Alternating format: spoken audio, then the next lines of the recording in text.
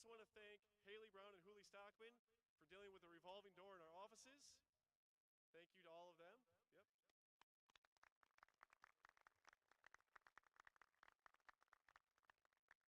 And to our school board. I'm going to ask our 5 school board members to step forward.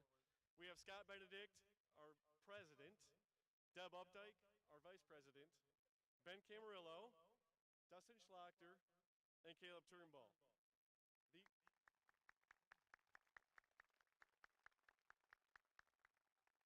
The support from these individuals to work with the community, to work with organizations such as the Boosters, is second to none.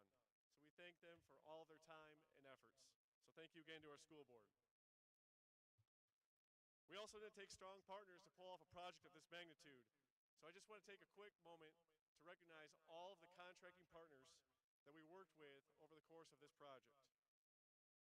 Here they are: Maumee Bay Turf, Dektronics, County Electric, Musco Lighting, Bryan Municipal Utilities, Wollis Electric, Bryan Parks and Rec, Farrell's Lawn and Landscape, S&S Boring, Miller Brothers, Bryan Excavating, Starks Plumbing and Heating, David Design, L.J. Irving Demolition, Wise Crane Service, LMC Services, Welling Construction, Court Smiths, and the Village Reporter and the Bryan Times.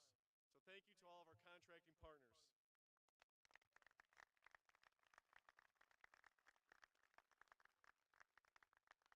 We've also had some weekend warrior truckers, and they are Chuck Culler, Marcus Newell, Matt Gambler, and John Timbrook. Thank you for helping move a lot of dirt, gentlemen.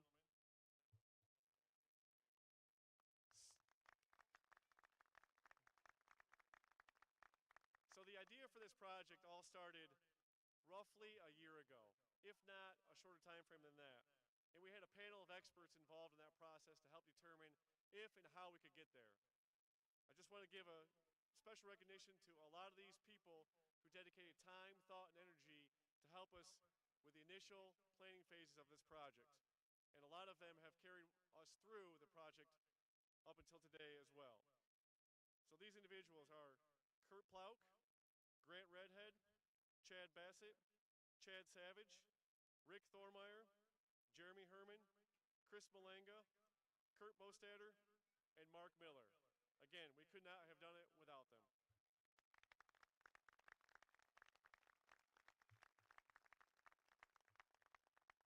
I also have to give special recognition to Jennifer Horn with the Bryan Area Foundation, who helped align some of tonight's videos that you'll see in just a short few moments. So thank you again to our entire project team. We could have done it without these outstanding individuals, and I couldn't be more proud to be standing alongside of them today. At this time, I'm going to pass the microphone over to a few other speakers, and I'm going to start with our school board president, Mr. Scott Benedict.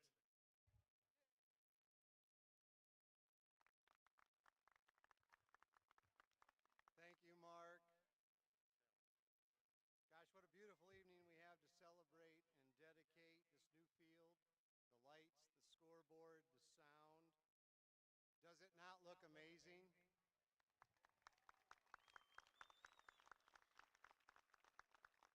As president of the Bryan Board of Education, I'd like to thank the entire board who worked diligently to find solutions and pathways to help move this project forward. I'd like to recognize him one more time, Vice President Deb Updike, and board members Dustin Schlachter, Ben Camarillo, and Caleb Turnbull.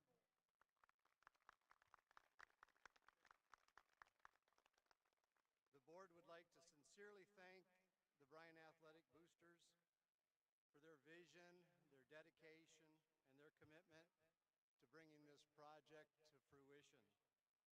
Their tireless efforts in fundraising, promotion, and coordinating this project is simply outstanding and really frankly amazing, because it wasn't a year ago, as Mark may have referenced, we talked about it, but this thing all came together in the last 6.5 months. So thank you to the athletic boosters.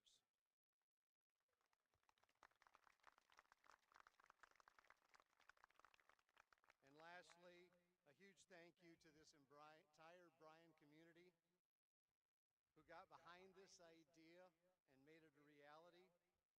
This stadium and this entire athletic sports complex is truly a diamond in Northwest Ohio.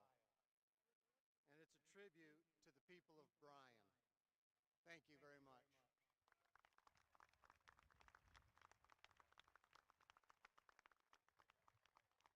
Next up, we have a few words from Mayor Carrie Schlade. Bryan, Ohio, there is no better place to live or raise your family than right here. And it is because of all of you and the generosity you show time and time again to this community. Our park system, our YMCA, our downtown businesses are all touched by your generosity. But most importantly, this campus that was once a farm field is this today. I am so honored to be the mayor of this community. I'm so honored to work with such a leader as Superintendent Mark Rary every day. And I am so grateful to our industry leaders, our community leaders, our boosters, our foundation, and all of our associations that support this community. So let's celebrate tonight as our Bryan High School cheerleaders, our Bryan marching band, and our very own Golden Bear football team take the turf for the first time. Good luck and go Bears.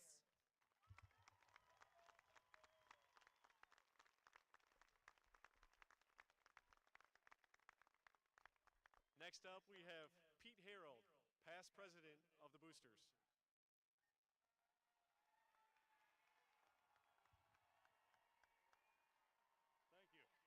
Thank you. Good evening. My name is Pete Harold. I'm the past president of the Bryan Athletic Boosters, and I'm here tonight to thank a few groups that have an important role in making phase one of this project a success. I'd first like to thank the Bryan City School Board, the district administration, for the vision and courage they have shown in helping to make this project possible. They put a tremendous amount of trust into the Bryan Athletic Boosters to help make this phase one a reality. Our continued partnership will no doubt bring exciting advances for our student athletes in the future.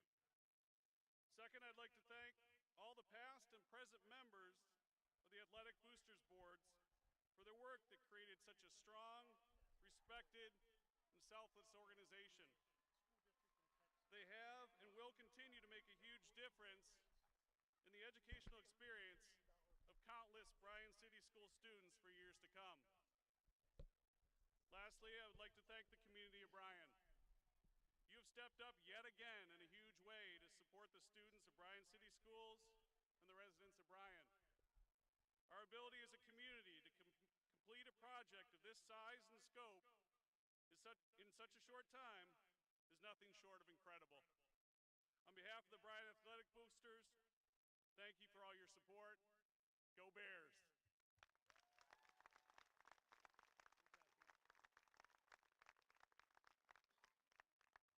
And last but not least, we have a thank you from some students representing the entire student body of Bryan City Schools. They are Avery Brown, Ella Rao, and Kaylee Thiel.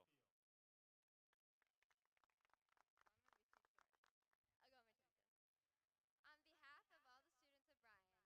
On behalf of all the students of Bryan, we would like to extend our appreciation to the community for their ongoing support of Golden Bear Athletics.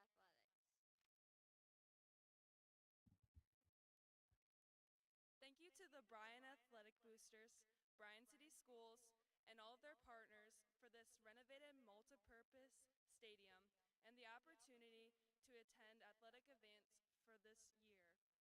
We are truly blessed to live in such a supportive community. At this time, let's take a moment to stand and applaud all of those involved.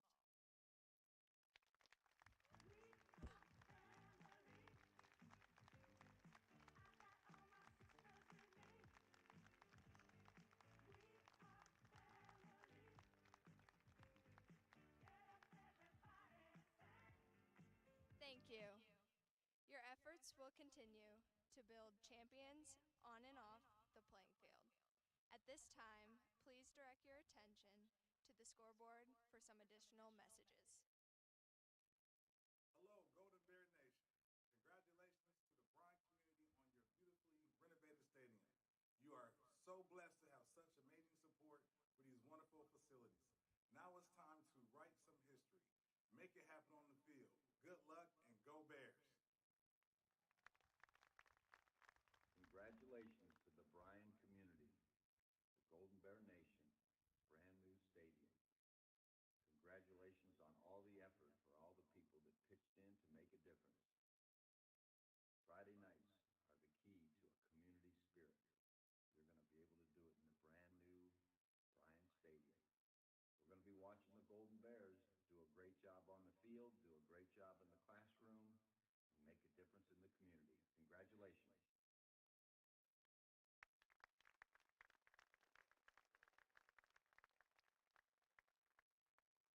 And now, it's time to rock it, Golden Bear Nation.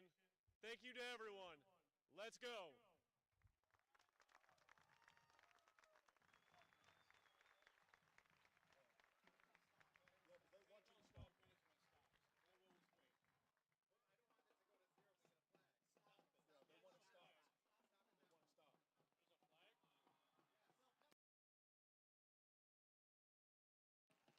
Here are your 2020 Golden Bears!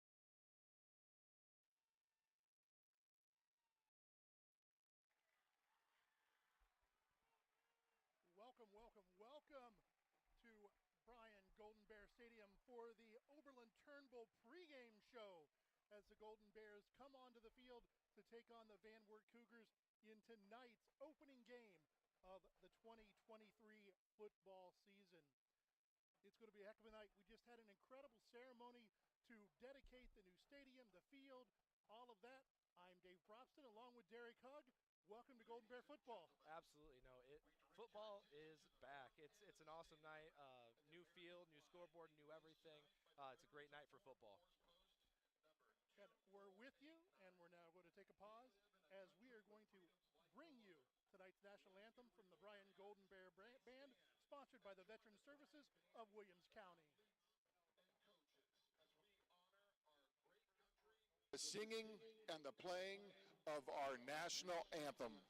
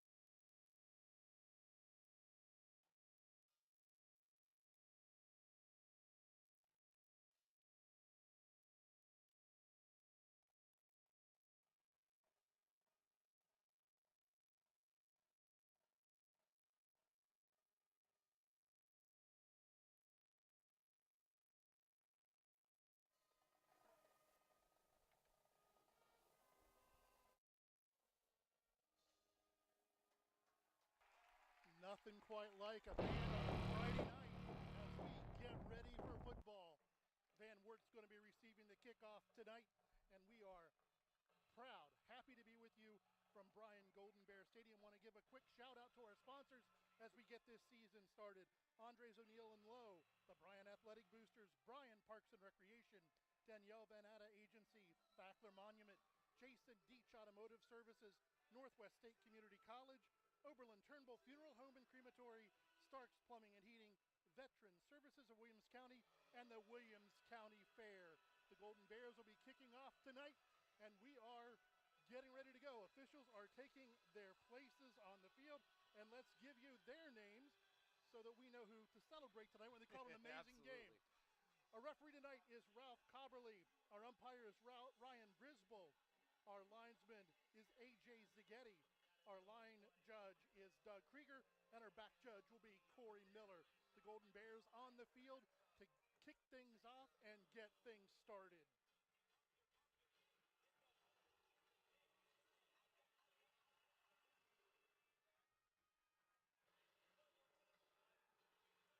As here we go, we are lined up. Bryan in their home purples, gold helmets, Van Wert in their visiting whites.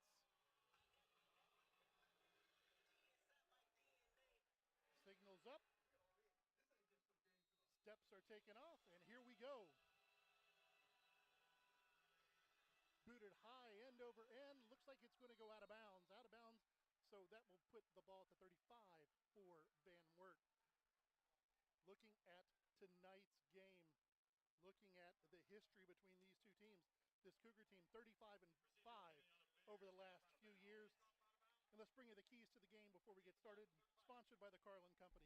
The Carlin Company Realty and Auctioneers has been your hometown real estate company for over 45 years.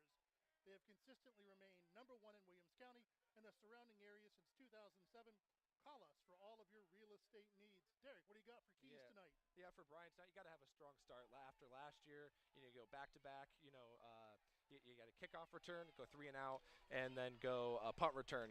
You're in a 14-0 hole with the first couple minutes of the game. A swing pass from Parker on the opening play, going to be good for about 9.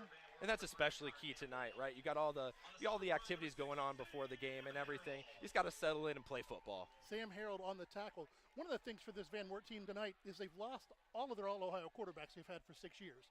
They moved Bryan Parker into the quarterback spot, All-Ohio running back last year, so we'll see what that does. Key read right this, go to the field side. Pass is complete. Yeah, and the key for them early is going to be to settle him into that quarterback spot, right? Is give him a couple quick throws, and that's what they've done here early. They want to throw the ball, but I expect him to use his legs tonight as well. 5 wide on this play. Again, a drop down, almost picked off. Sam Harold had his hands on it, dropped back into his zone, had it just about perfectly played. Oh, you couldn't ask for a better play there, other than actually coming up with the interception, but a great play there by Sam Harold. No huddle again for Van Wert. They've got 2 to the field side, 1 to the boundary, 1 in the backfield. Parker rolls out to his right. We've got a flag on the play. The pass is going to see if it's incomplete. We've got a penalty on the Van Wert Cougars. Is a preliminary signal.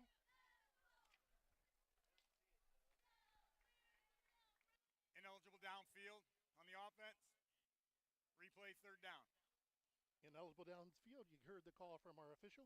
3rd down for the Cougars.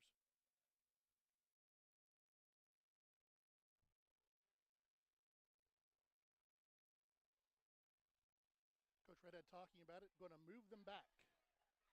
Much better start this year than last year. If you can get this Cougar offense off the field, it's always a good day. Absolutely. You got to keep them behind schedule, right? Don't let them complete those easy passes and keep dink and dunking it down the field and then hit one over the top. Exactly.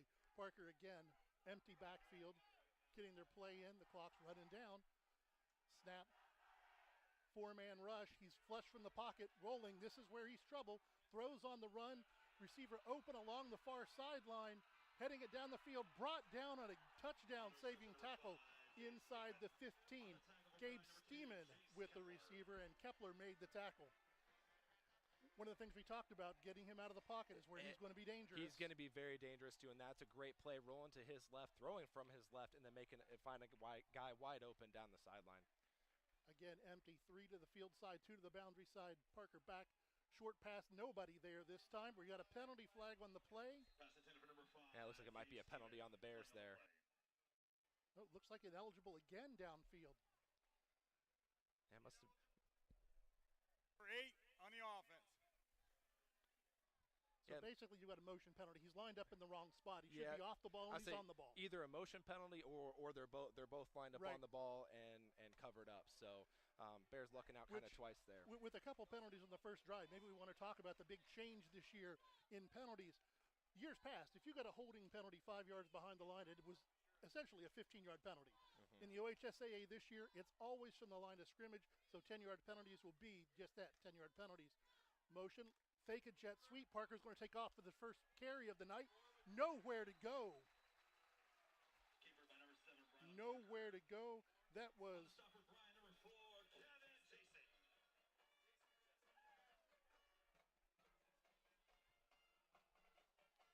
going to bring up second down, 13 to go now. Ball at the 16-yard line of Bryan. Van Wert driving 10, 28 to go in the first quarter.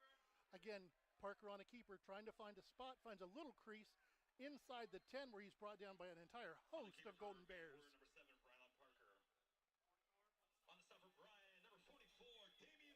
Going to give the tackle officially to Damian Wolf. There was a whole host of linebackers in there that time. Parker, again, he's got one in the backfield with him. Keldon Hill, who's going to be their number one running back. He's rolling to his right. Throws, looking to the end zone. Complete, touchdown. Touchdown. Van Wert passes complete to Connor Campbell. A really nice flood route that time. They had their running back out in the flat. They had their slot man rolling to the sideline. Yep, just snuck him out, snuck behind the defense, and a nice pass over the top it was. there. It was a really nice touch. Yep, and that's the key to that, is getting it up over top of the defense, because if he throws that short, defense can make a play on it, let him perfectly, and into the end zone for a touchdown. On for the extra point now will be Griffin McCracken, a 5'6", 130-pound sophomore. Parker is the holder. Snap, the hold, the kick is up. Hits the upright, a dink, no good, which will bring our score 6-0. Van Wert, as we will take this time out on the Golden Bears Sports Network.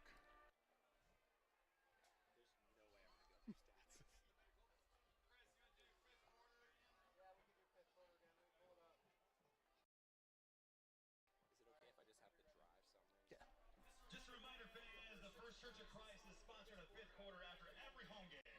It'll start after the game and go until 11 p.m., and it's open for 5th grade through 8th grade. There will be pizza, snacks, drinks, free childcare, and hang out with your friends. Fifth quarter at First Church of Christ until 11 p.m.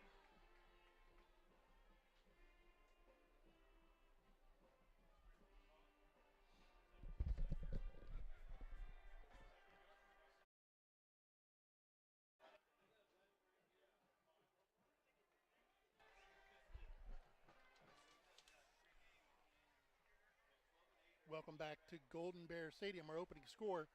A nice drive by Van Wert. 6-0 lead on a doinked extra point. Yeah, and I'll say that's probably not the start you wanted if you're the Golden Bears, right? They went down, scored within the first, 2 minutes and change of the game. Yeah, still not what you wanted. You've got Langdon, Durfer, and Hahn back deep to receive the kick. Not real deep. Feet on their own 15-yard line. Ball is on the far hash. Went up in the boot. Short end over end kick. Going to be taken, but a bounce. Thought it was going to be taken by an up man. Langdon Durfer up the middle, tripped up out at about the 29-yard line. The first down for the Golden Bears. Return for Bryan, number 12, Maddox Langendurfer. As the Bryan offense comes on to the field here tonight for the first time this year, let's give you the lineups. Sponsored by Yoder Mechanical and Custom Fabrication. Call Yoder Mechanical and Custom Fabrications for all your mechanical piping needs at 419-519-3111. Kepler with a first pass out into the flat, caught forward for about 2 yards. They're going to be. Haggerty on the stop.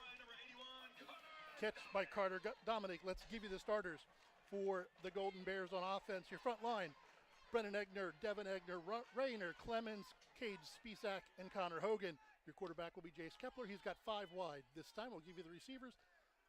Back to pass, all sorts of time. Again, out in the flat, passes dropped.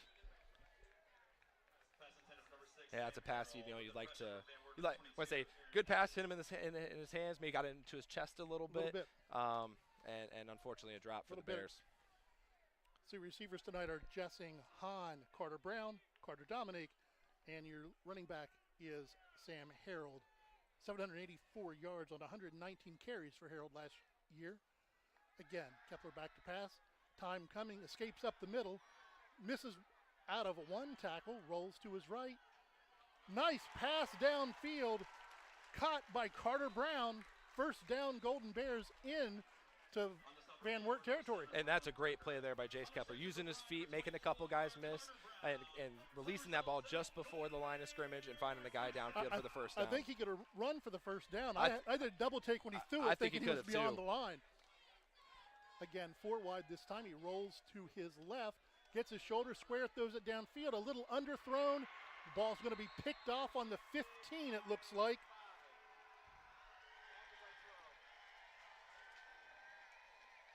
On that interception would be Gage Steeman. On the stop for Bryan, number 12, Maddox Langenderber. Again, Derek, that tough thing of rolling to your left. You saw that Parker did it in the first drive for Van Wert. Kepler didn't quite get his shoulder squared, left it a little short. Yep, left, and that's a tough throw. That's one of the toughest throw for a quarterback, is rolling to your left as a right-handed quarterback. Rolling to your left, getting those shoulders square, getting it downfield. Said left that a little short, and unfortunately the ball's picked off.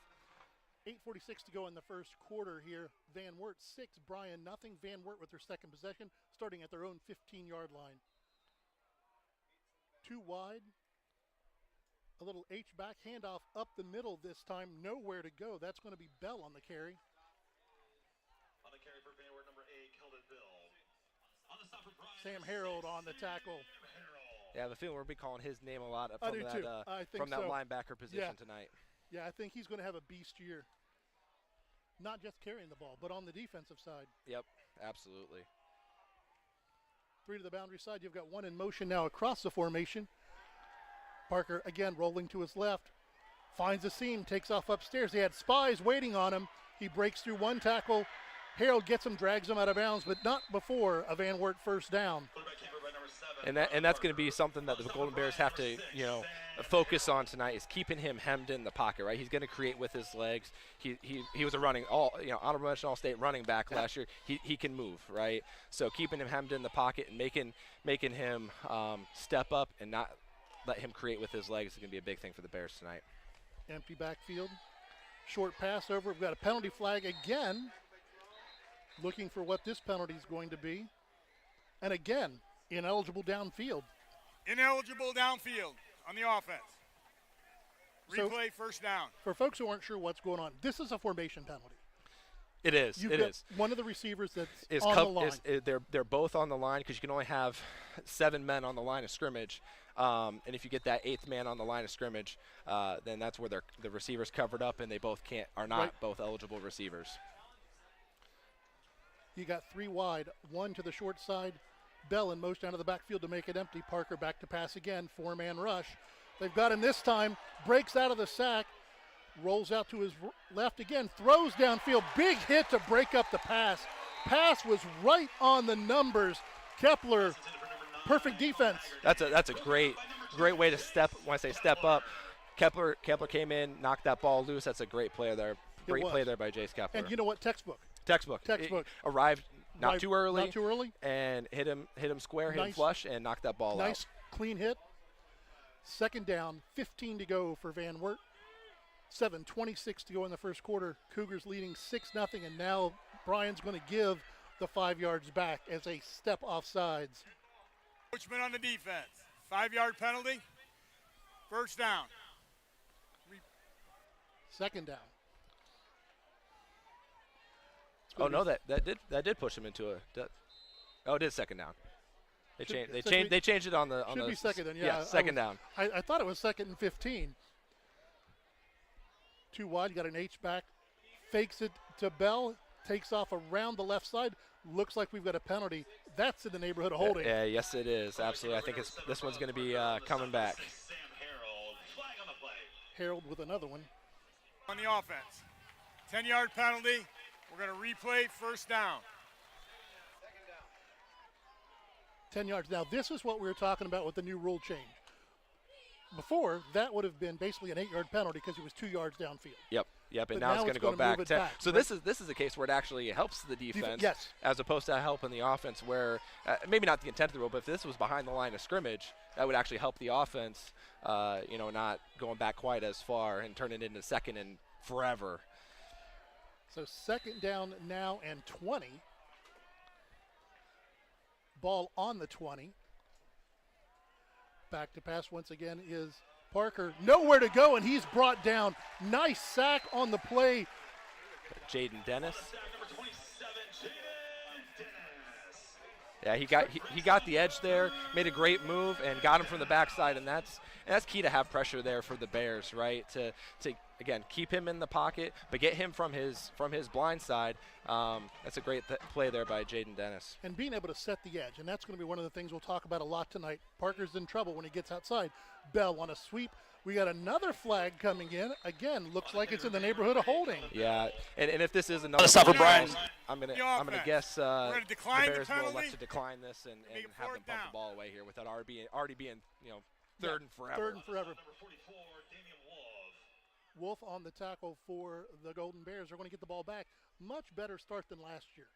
Yeah, absolutely. Outside of the quick scoring drive, they had, to open the game.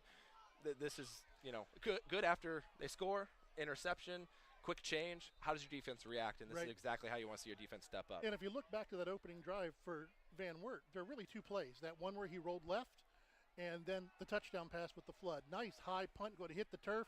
And this is going to be something that is going to be the turf monster this time, as that was a punt that bounced on the 40, rolled all the way inside the 25. Golden Bears will take over 1st and 10 on their own 24-yard line. Trailing 6-0 with 6:27 to go in the first quarter.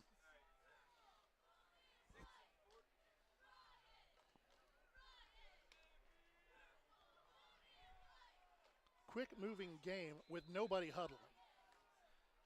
Yeah, two up-tempo offenses here. Two in the backfield this time. Going to be the first carry of the game to Harold. Tries to get out to his left. Going to get about a yard. Yeah, this is what we were chatting before the game, right? How does Bryan's line play? How does their line hold up tonight? Van Wert's a little bit bigger. We're a little, not I would say finesse on the line, but a little bit smaller up front. We got to stay low, keep our pad level low, and move those big guys off the ball. Harold going out in motion. That's going to put trips to the right, one to the left, one in the backfield. The handoff. No, it's a fake. Faked me out. Kepler's got all sorts of room down the left-hand side. Over the 50, out of bounds at the 47. I think he might have fooled everyone in the stadium there. He did. I thought he gave it to Wolf. Krug pushed him out of bounds. Again, an All-Ohio cornerback. It's amazing when you graduate 5 All-Ohio players and still bring 3 back, Yeah, exactly. It's kind of the reload, not rebuild. Pass out in the flat, drop again. This one was dropped by Carter Brown. That was close to being a lateral. Yes, it was, and that's one. If you're the Bears, you got to jump on that right away. Yes. Play till you hear that whistle, because the whistle didn't come right away, and that very easily. It was a forward pass from our vantage point up here, so they got the call right. But that's when you play till you hear that whistle. 3 to the field side, 1 to the boundary side. For those who aren't sure of the new parlance in football, the field side's the wide side of the field. Yep. And the boundary side is the side from the hash mark in, and the Bears are on their own hash. Loading up, going long. He's got a man. Nice defense that time. Nice defense. Yeah, a little bit of hand fighting there going down the sideline. Might have tugged him on the hand. The defensive back might have got him. Kept his hand down just a little bit there, but a no call nonetheless. Well, and when you're again an All-Ohio honorable mention quarterback, you get those breaks. Yes, you do. But it's nice to see Bryan going after him. Yes, I would say test those DBs early, right? Take some shots down the field. Open up your offense. Now he's got to connect on those. Van Wert in a 3-3-5. Harold gets the ball around the right side. Powerful run. Going to be enough for, I think, a first down. Yeah, if not very, very close. And that's a great run if you're the Bears. With a smaller line, let those linemen operate in space, right? Let Sammy get outside. Let those linemen get outside, reach block, and get out on the perimeter and attack that part of the defense. With his offseason in the weight room, if you're a defensive back, you're not going to want to square up to him as he squares those shoulders. Yep, absolutely. And I think that's where the Bears are going to find the most success. You've seen, and it's early, right? They've had 2 or 3 runs up the middle, and not that they've gotten stuff. You're getting 2 or 3 yards a pop, which is not bad. But getting that perimeter, I think you're going to get chunk chunk plays attacking the edge of that defense. Going back to a 4-man front, they were in a 3-3-5 there for the first part of that drive. Again, a read option that time, and that was the wrong read. Yep. Kepler kept it, met by Dowdy. It's going to bring up 3rd and 7 for the Golden Bears. 4:42 and the clock running in the first quarter. Bryan trailing Van Wert 6-0. Bryan going empty again on this play. Not surprising on a 3rd and 7. Yeah, I almost like to see him, get out of the pocket here, maybe roll him to the left and see if he can flood that left side of the defense. Got time, stays in the pocket, throws a little bit right, intended for Harold. Now you have an interesting decision here if you're the Bears. Do you go for this on your own 35? I think so. I don't think you punt this ball I don't think try so. to pin him. I think you go for it here. Unless you know your punter's got that nice pitching wedge shot that he can spin Which backwards. is a tough thing to do both on the golf course and on the it football is, field. Very much tough to do. Yeah, this is a 14-yard play right here, so it's not a make or break play. Absolutely. The best you do is put him on the 20. Leaving one in to protect, got a man over the middle. That time, I thought for sure they were going to throw one on that time. Bryan Parker got himself wrapped around the receiver. I thought he got a tug on the inside shoulder. Yeah, borderline. It probably could have gone either way there, but a nice play by Bryan Parker to break that up and give the ball back to the Cougars. So Van Wert's going to take over now. 1st down and 10 on their own 34, leading this one 6-0, 4:16 to go in the first quarter.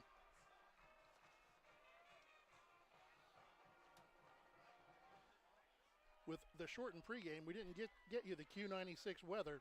It's perfect.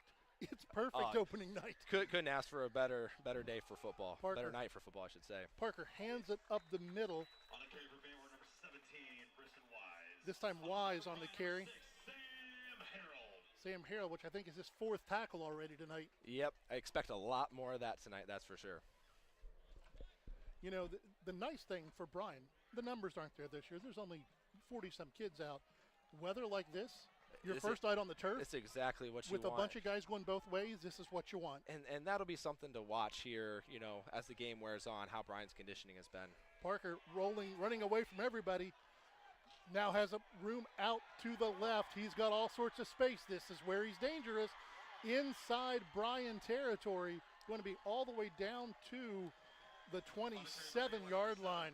And again, that's where you got to keep him hemmed in the pocket. Don't let him get out and make plays with his legs. But there was a play back here. I think Sammy Harrell got a little bit of a blindside block that the refs might have missed there. Not to Don't want to be criticized. Don't want to be criticizing the refs, but that's something, that's a safety thing. Pass out in the flat again. This one complete down to about the 25. On the reception, number 5, Dave Steeman. On the stop for Bryan, number 22, Aiden Schellenberger with the stop. Steeman with another catch. That's his 3rd or 4th tonight already. Parker rolling out to his right. Little short pass again out in the flat. Completed to Krug. Krug breaks the tackle at the 10. Scampers into the end zone. Touchdown Van Wert. Touchdown reception by number 2, Reese Krug.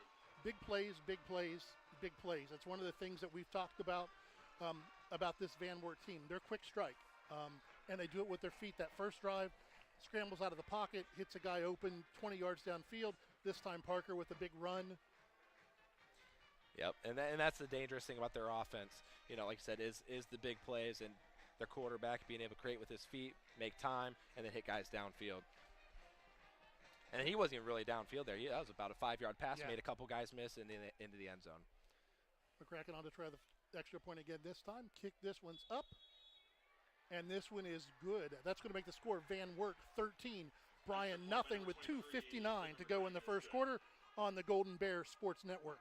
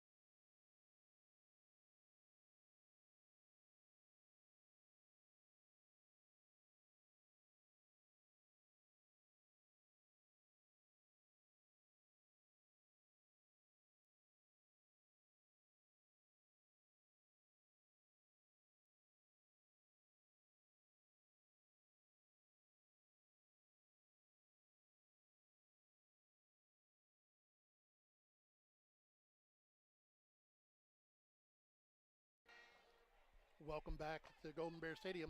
Van Wert kicking off after a second touchdown drive. 2 touchdowns out of their 3 possessions. 13-0, Van Wert leading. Again, ball lined up on the far hash mark. One of the things that this Van Wert team does well is they block the field. They do. You know, we're going to make you play in our section of the field, and we're going to try to, on offense, get you out of the section you're defending. Yep, absolutely. Again, they do a great job of stretching the defense. Short kickoff taken at the 20, returned out to the 32. Reichert on the stop. Langendorfer again on the kick. Got out to the, going to give him the 34, I believe. First down 10, Golden Bears on the far hash. It might have been a generous spot. We'll take it, right? We'll take it. And this is where here, if you're the Bears, you really got to string together a long drive. Yes, you got a lot of guys going both ways, but to keep your defense off the field, keep their offense off the field, it'd be a good thing here, and hopefully punch this into the end zone. And after the game last year, you want confidence. Absolutely. Again, nice handoff to Harold, breaks out to the outside across the 40 down to about the 41. Steeman on the tackle. They're going to mark him at the 40. Second down, 4 to go for the Golden Bears.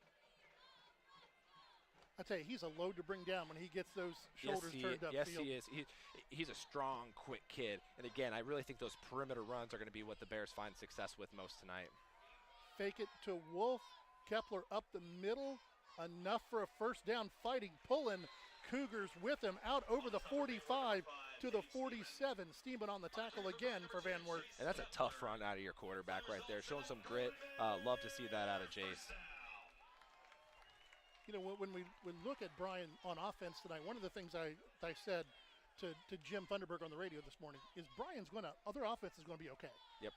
The key for Bryan's going to be defense. Yep, absolutely. Kepler rolls to his right, has a man in and out of the hands. Pass intended for number 4, Gavin Jasing. Broken up by number 11, Case Statement. Yeah, I think it's one Jasing would like to have back right through the hands. And a couple drops early for the Bears on throws that Kepler putting it on the money and just unable to come up with the catch. You know, when we looked last year at Bryan's record last year, in their wins, they give up 16 points a game. In their losses, they give up 42. Yep, and that's the story right there. It's the story right there. This offense is going to be okay. The late handoff up the middle over midfield this time will be Harold. On the stop for Van Wert, number 22, Aaron Dowdy. Aaron Dowdy on the stop for the Cougars. Going to mark him at the 49. It's going to bring up third down and 7. This is a key third down for the Bears here early. You know, got to keep the sticks moving here on a 3rd and long. Again, Kepler rolling to his right. Floats one down the middle. Again, good pass defense from those defensive backs. Yeah, that is absolute textbook defense. You know, kind of could say, oh, he's got the hand on the backside. That's how they teach it. Keep the hand without grabbing on the backside. Exactly. Play over top, and that's a great play there. One of the things that Coach Recker said in all the preview stuff you watched this year, that his defensive backs were going to be the key to his defense. And we've watched 2 or 3 really good plays by their defensive backs tonight. Yep. The one interception on a ball that was a jump ball, slightly underthrown. Yep. And then 2 big deflections down the middle. Golden Bears on the punt. End over end punt. Going to be taken dropped at the 15. Ball's on the ground. It looks like he fell on it. It's going to stay Van Wert football. Campbell muffed the punt. Got his own Damian Wolf on the tackle. This is one for the Golden Bears. You know, they talk a lot about it in the NFL now and in college, but it's one of the things we're seeing here tonight is setting the edge. Yep. Bryan needs to set that edge on the defense and not let Parker get outside of him. Absolutely. And that's where he has hurt the Bears, is scrambling, making plays, the long run, keeping a play alive with his legs. That's absolutely huge. Keeping him in the pocket, I think it is absolutely probably the biggest key for the Bears defense tonight. 5 wide again. Krug in motion. They give it to him on the fly sweep. Nice play outside by Carter Dominic. Wraps him up. Wolf and a whole host of Bears finish him off. On the carry for Van Wert, number 2, Reese Crew. Going to be a loss of about 3. Good job of fighting off a block that time by Dominique and wrap it up. And there's that setting that edge, right? Keeping them between the hashes, essentially, right? Don't let them get to the perimeter. I think, again, talked about it for the Bears offense, get to the perimeter, and Bears defense, keep them off the perimeter. One in the backfield is going to be Bell is back there with Parker. Changing the play. 2 wide each way. Snap back, he's rolling to his right. Pass again out in the flat. This one's short. This is the new quarterback thing. He didn't get his shoulders square. Yep, and that's where that ball tends to either sail. When you don't get those shoulders square, that tends to sail, or you spike it into the dirt, and that's what we saw there, an inaccurate pass. We don't get those shoulders square. It's why, everybody gets marveled in baseball at shortstops. Shortstops who can make that throw across their body on the run. That's tough to do for a quarterback. Yeah, it is. Unless you practice those types of throws and you see the guys, and we don't got Patrick Mahomes out on the field tonight, but he practices those throws. He was a baseball guy, and he's like, I want to practice that because I know I'm going to have to make that type of throw in the game, and you see it obviously pay off for him at the NFL level. Big third down play here, 3rd and 13. Parker stays in the pocket, throwing deep down the middle. Incomplete. Just off the fingertips there. Yeah. He did get behind the defense and led him just a bit too far. It was one where when the ball was first released, I thought Kepler was going to make the pick, but he ball watched a little bit. He did.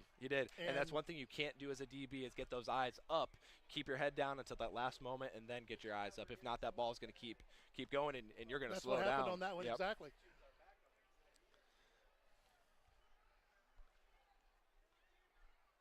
A punt for Van Wert.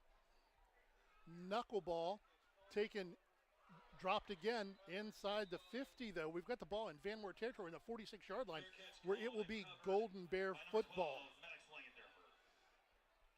That was a tough one. And, after letting the last one roll 20 yards, you want to catch it. Yep. But that's a knuckleball moving away from you. That's a tough one. Yep, absolutely.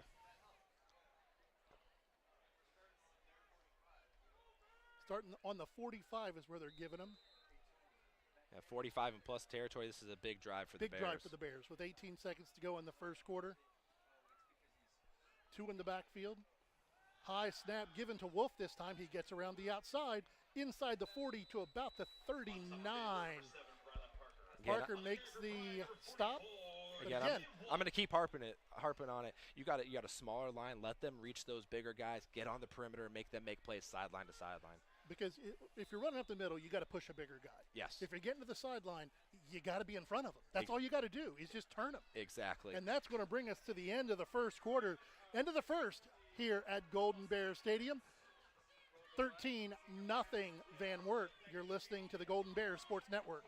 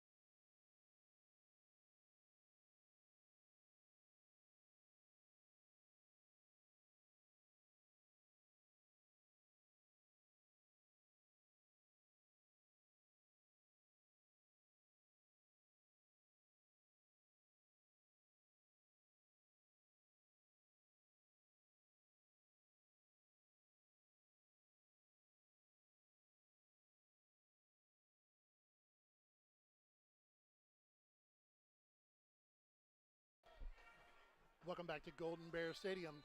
Bryan ball, 2nd down and 5 from the 40. Kepler takes it, hands off to Harold, finds a crease over the left side, quickly cut down, but a gain of about 2 on the play, going to bring up a very manageable 3rd and 3. On the carry for Bryan, number 6, Sam Harold. On the tackle, the whole front line. Giving credit to the entire front line. Let's give you some scores from around the NWOAL on your main stops of Northwest Ohio scoreboard. Open when you need them. You're always near a main stop. Don't forget, Thursday, every Thursday. Genoa leading Archibald 7-6, Ayersville 8, Delta nothing. Pass out in the flat. Caught, nice move downfield. Going to be enough for a first down. Carrying a bunch of Cougars with him in a rugby scrum down to the 23. Nice pass, nice run by Drew Hahn. Yeah, no, that was a great short pass. I was a little surprised, actually, all the way across the board, third and short. All those DBs weren't even playing at the sticks. They were Gave back. him nice They were way cushion, and was able to get across the line for a first down. Back to the Northwest Ohio Main Stop scoreboard after this play, as it's going quick. Harold up the middle, breaking tackles again, carrying folks with him. Going to be a gain of 7. Elmwood and Evergreen no score. Tenora leading Liberty Center 14-8. Paulding 8, Swanton nothing. Wauseon ahead of Fairview, a future opponent for the Golden Bears, 28-0. Second down. Yeah, 5 to go. I'll be honest. I don't know what Tenora brought back this year, but a little surprising there. Tenora over LC, I think maybe for those around the area. Well, and if you look at the Tenora LC game, nice seam by Kepler. He's going all the way. Touchdown, Golden Bears. Again, got to the edge. Nice play around the outside. Kepler takes it in for the first Bryan touchdown of the year. Nice run, nice play. And again, you didn't have to push people. You had to seal perimeter people. To the defense, and there's a seam just opened up huge. Kepler hit it in for the touchdown. Nice one right there. You know what? This team needed that touchdown. Absolutely. That's huge to keep this game, at 13-6 and keep it close. Kick is up and good, almost blocked off the edge, but that gives a nice drive by Bryan. 13-7 now, Van Wert. You're listening to the Golden Bears Sports Network.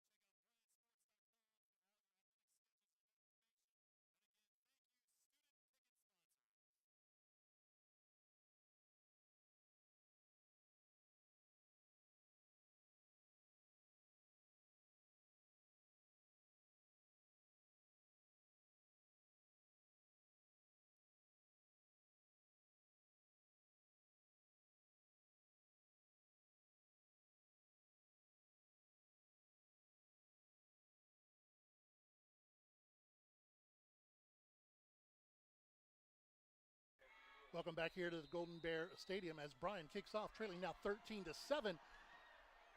Again, a kind of a knuckleball kick, going to high bounce at the 12, taken at the 10.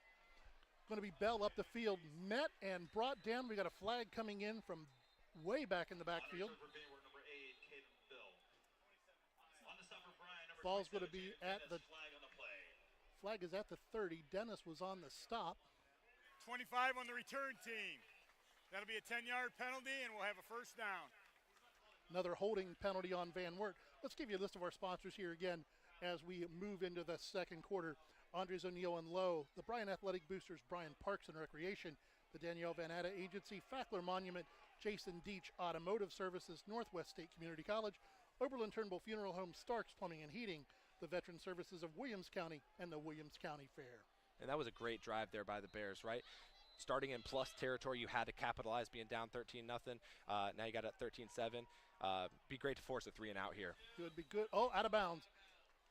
Parker had a man on the sideline, had Krug on the sideline, a little bit high. Pressure from Bryan, number 12, Maddox Langander for pass incomplete. Second down, 10 to go. Back at the 15-yard line after that holding penalty on Van Wert.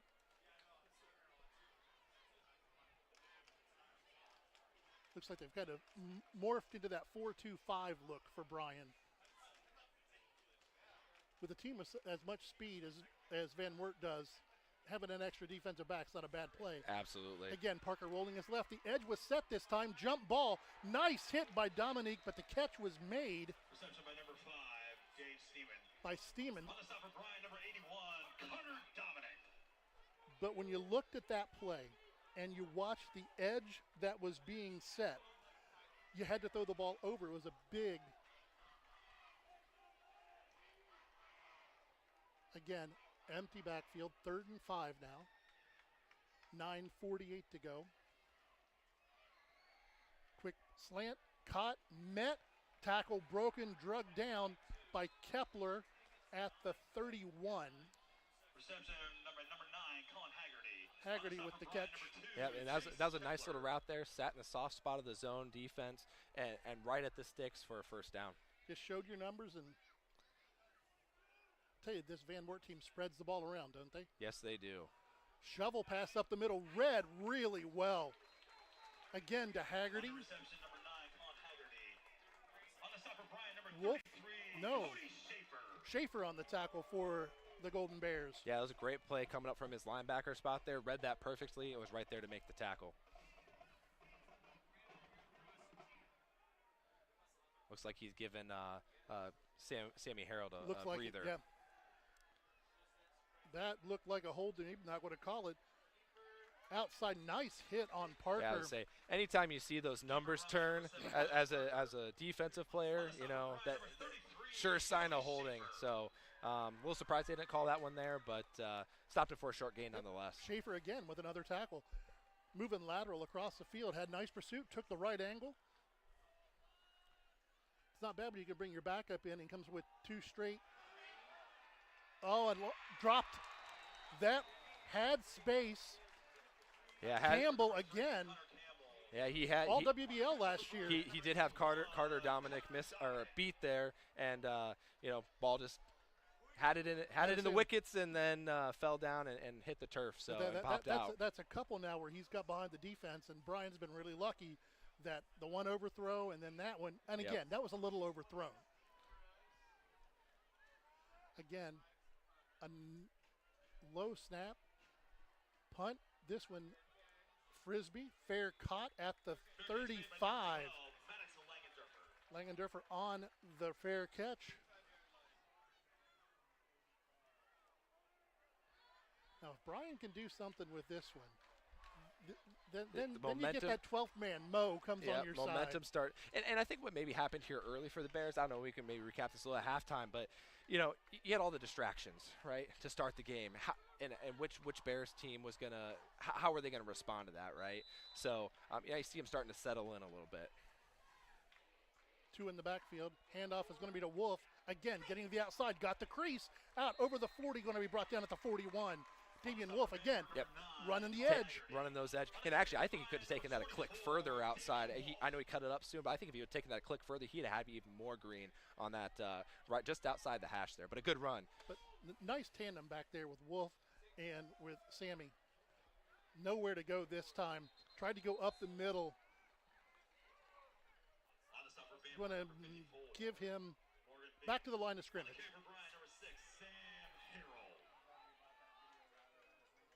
Morgan Bigham on the stop this time for Van Wert.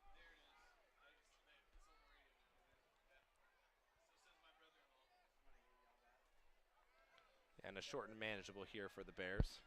3rd and 4, ball on the 41. Wolf heading out into the slot. 4 wide. Sammy stays in the block. Screen pass set up. Nice one. Out. Makes a man miss. In the midfield. Makes another man miss all the way into Van Wert territory.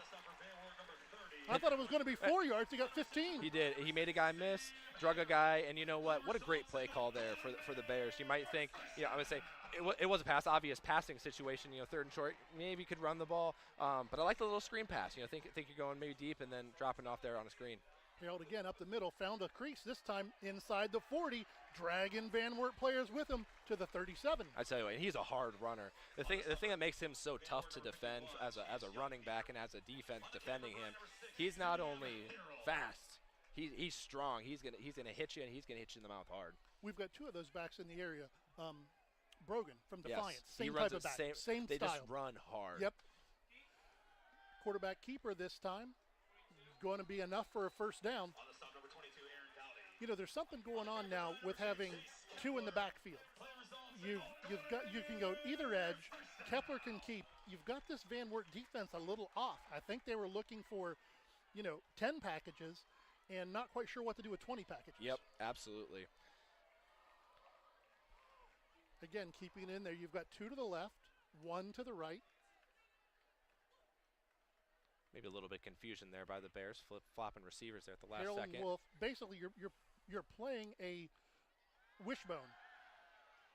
rolls, throws downfield, has a man open again. Was that one knocked away? No, I think that one. I'll say another one drop. hit him right in the hands. You know, and I was gonna say the sun's not there. Maybe the hand got in the way when the defender put his hands up, but another perfectly placed ball there by Jace Kepler. It was. So for those on the radio, basically, Bryan's playing a quarterbackless wishbone. Yes, essentially. Essentially. Yep.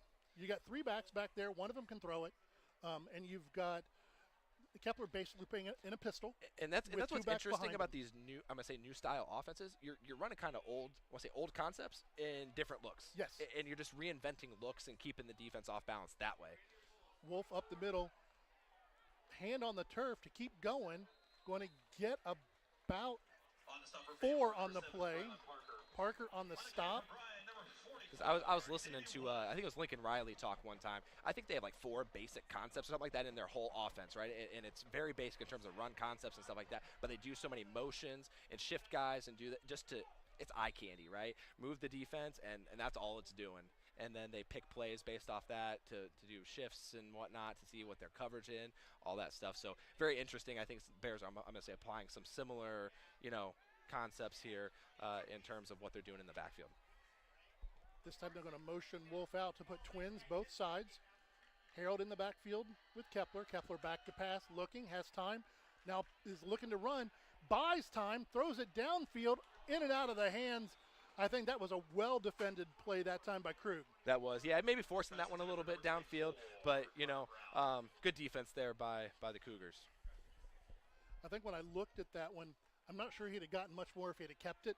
Yeah, probably not. He almost had more if he would have rolled field side to his left as opposed to coming near side, but you had to try to, I would say, force it downfield, but try to make a play there in the end zone. But just like the last drive, you've got a 4th down and 6, 7 from the 30. Yep. So this is a punt. You don't have a kicker who's got the leg to get it there. Yeah, it looks like and this is going to be a timeout. Golden Bear timeout. We'll be right back after this word from our sponsors. You're on the Golden Bear Sports Network.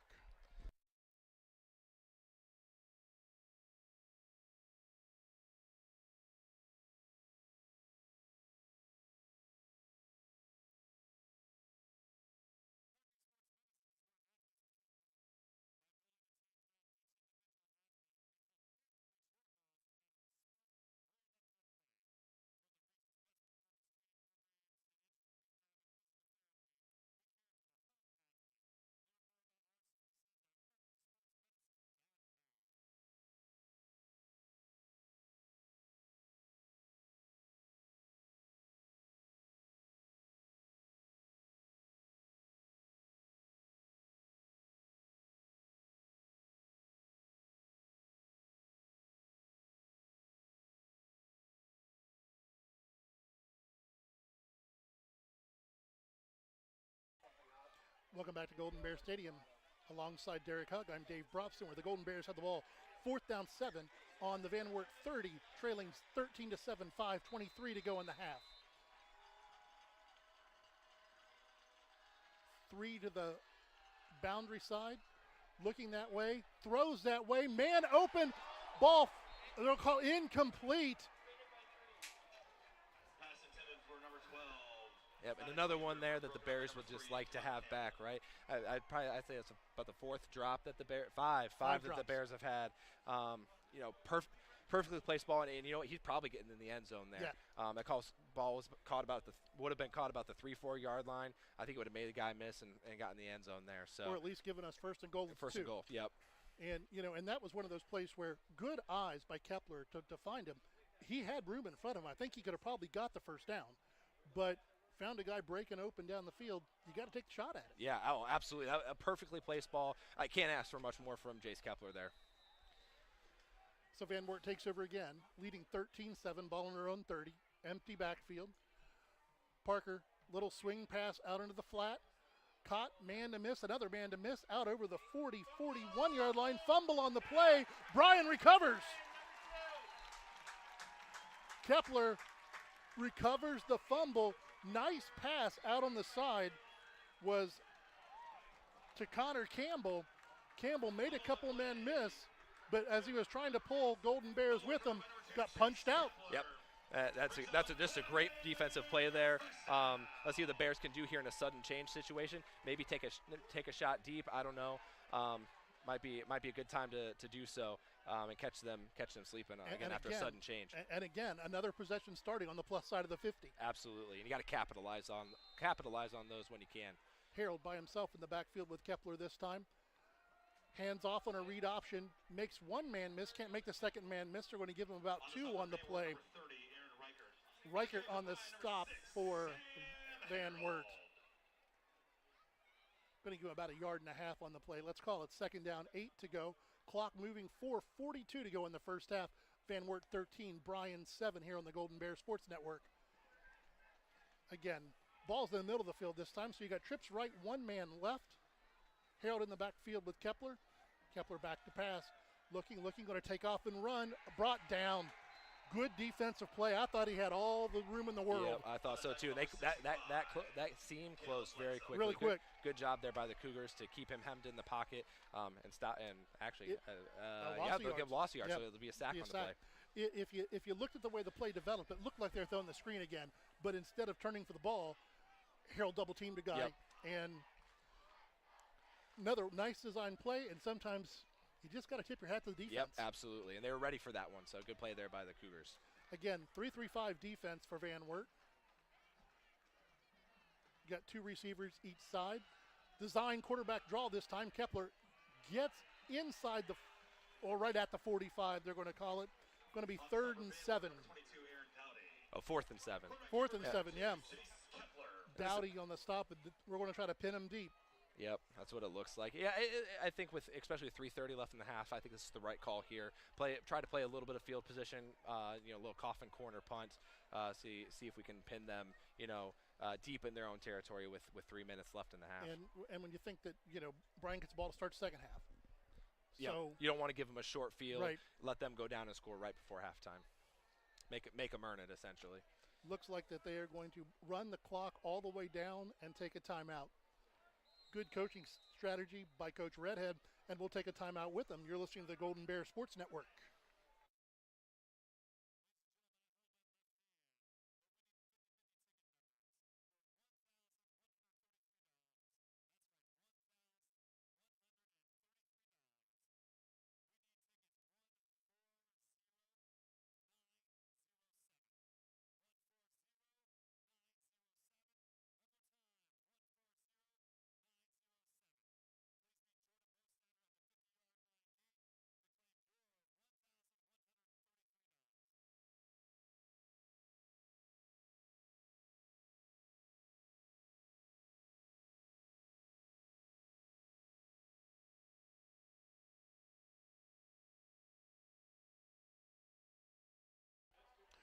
Welcome back to Bryan Golden Bear Stadium.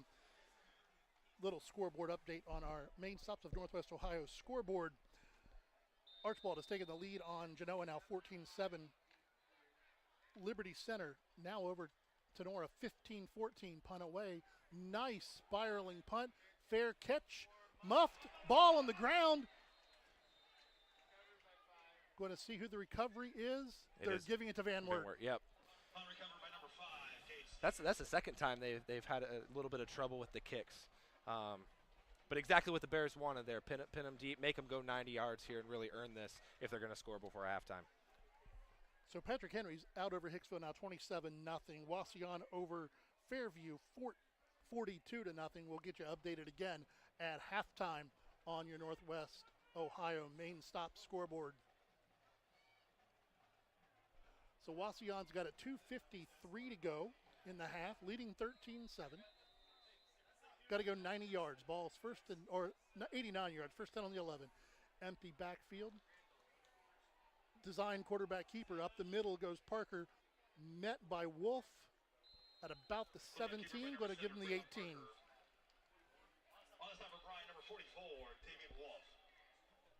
Going to give him 8 on the carry. Makes it second down, 2 to go. Parker hands it off this time.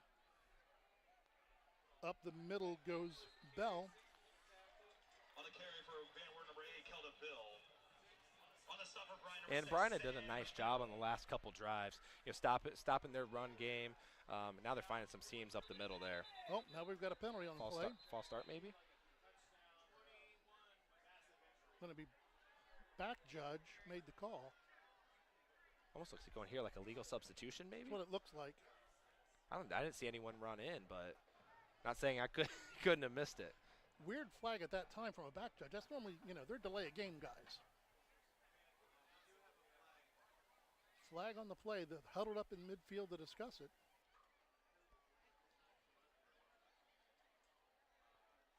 One of the things about this Van Wert team today, that's a lot of penalties on them. It is. Illegal substitution on a defense. Oh, a penalty on Bryan. Yeah, we must have ran someone in late when they didn't sub. I know there's. I don't know if it's the same rules as college. I believe so. That if you don't offense sub, doesn't sub, right. You can't sub. So it's gonna make it 1st and 5. Parker, way over his receiver's head this time. Yeah, I think that's one he'd like to have back. Didn't get his feet set quite right and just sailed high on him. This Van Wert team is still really potent, but you can tell that they miss those quarterbacks that just can zing the ball. Absolutely, yeah. No, they've had all-state quarterback like 6 straight years or something like that with Aiden Pratt, Owen Treese. They've had a string of really good quarterbacks here at Van Wert. Bell up the middle again. Going to be, I think they would have given the first down on this one out, just outside the 40. Yeah, but again, going to move the chains. Kind of a tale of two different run offenses here. Okay, for the Bears, get outside, play with your finesse a little bit, and for Van Wert. Get up the middle right. and use your big boys to move Bryan off the ball. Delayed blitz. There's going to be looks like a hold pass overthrown again to Krug. Brown, flag on the play. On the offense, 10-yard penalty. Going to be first down, 20, back at the 31. One of the things, if you look at the Van Wert roster, he's overthrown Krug like 4 times. He has. He's 5'6". Krug is 5'6". Not exactly like you're throwing to a big framed guy right. there. But he is shifty, I'll give him that. He's quick. Right up the middle this time, cuts to the outside. Nice pursuit by Bryan, doesn't get him wrapped up. Finally driven out of bounds after a gain of about 15. And now we've got a penalty flag. Yep, that one's going to be on the Bears. A little extracurricular activity on our sideline, kind of gave him a little shove after the play, and with the ref standing right there, they're going to throw that flag every single time. That's just a play you can't if you're the Bears, you can't do that. You got to be smart. And Coach Redhead is letting them know. Yep, that's one of those you're gonna come to the sideline. Defense, 15-yard penalty. And you're gonna think about what you did for a second. And then I'm sure we'll see. I think it was Jaden Dennis. We'll see Jaden back out there, but he'll understand he made a mistake and won't do that again. But those were the ones when Coach said in a substitution, you thought he was bringing in for the other guy, right? Because you didn't want to go off the field. Again, right up the middle, read well by Bryan, but Parker doing what he does. Now we get another flag on the play. I don't know. I didn't see a face mask go, so maybe a block in the back. Illegal block. We'll hear it directly from the official. Block in the back, number 5 on the offense. 10-yard penalty. We're going to replay it down. So backing him up again. Clock is in Bryan's favor. All 3 timeouts for Van Wert, but a minute 36 to go. Van Wert's got the ball first down and 12. Now this is one that does go from the spot. Yes. Unlike holding. Yep. So this one was downfield, 8 yards. So Van Wert's got the ball at the 41. This time, tight formation. First time you've seen them in a tight formation. Parker rolling left, pressure coming. They've got the edge. Just throws it away. Yep, good defense there by the Bears. Good pursuit, way to keep him. He was rolling out of the pocket, but not letting him get outside, setting the edge there, and kind of making him force a pass there. Egner with pressure, followed up by Harold. He just had no place to go with the ball. Yep. Live to fight another day. Second down, 12 to go. Stop the clock. A minute 29 to go in this one.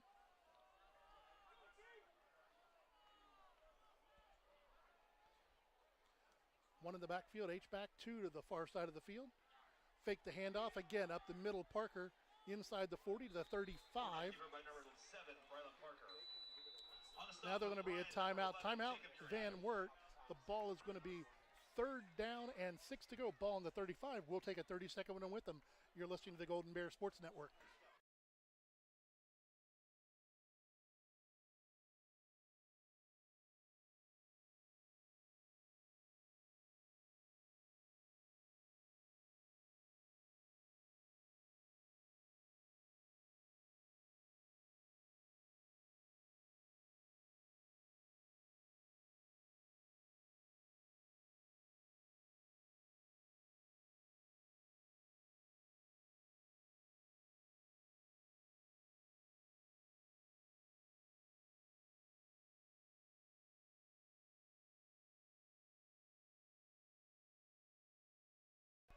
Welcome back to Golden Bear Stadium. 3rd down, big 3rd down and 6.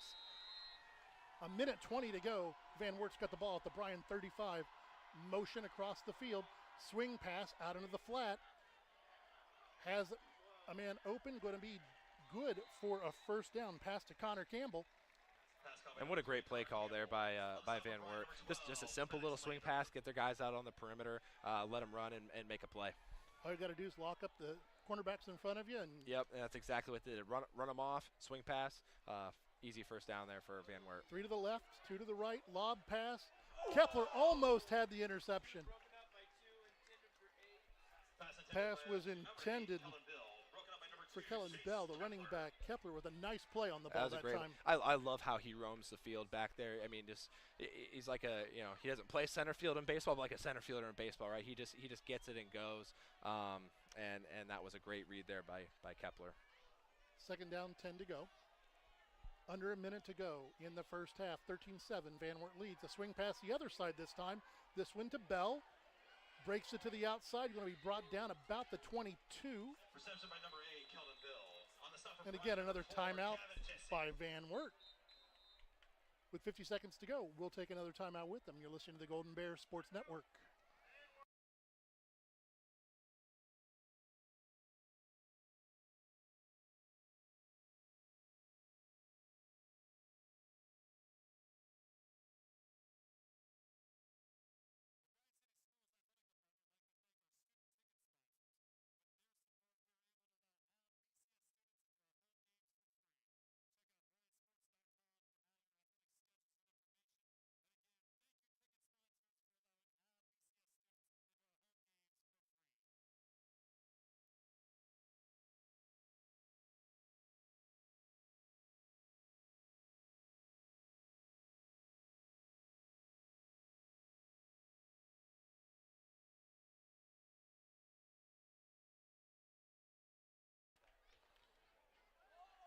Welcome back to Golden Bear Stadium. 3rd down, 5 to go. 50 seconds to go in the 1st half. 13-7.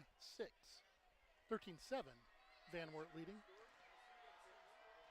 Campbell again in motion. Snap back to Parker. He's rolling to his right. Pressure coming. Looking. Dumps it off. On the reception for Van Wert, number 3, Connor Campbell. Campbell with the catch. And that's a nice job there of Campbell, just sliding, moving with his quarterback, sitting in that soft spot and being right there for him. Parker again, this time pressure, scrambles to the outside, looks, throws wide open, wide in the end zone, touchdown. Unfortunately not a Golden Bear in looks sight like a there. Broken coverage back there. Yep, just lost track of him and just sitting right there. No one within 10 yards of him there in the end zone. And again, though, it's your quarterback being able to buy time. Yep. He probably could have ran almost for the touchdown. Well, I guess we had a defender come up, but yeah, that's just his running ability, creating a soft spot there in the Bryan defense.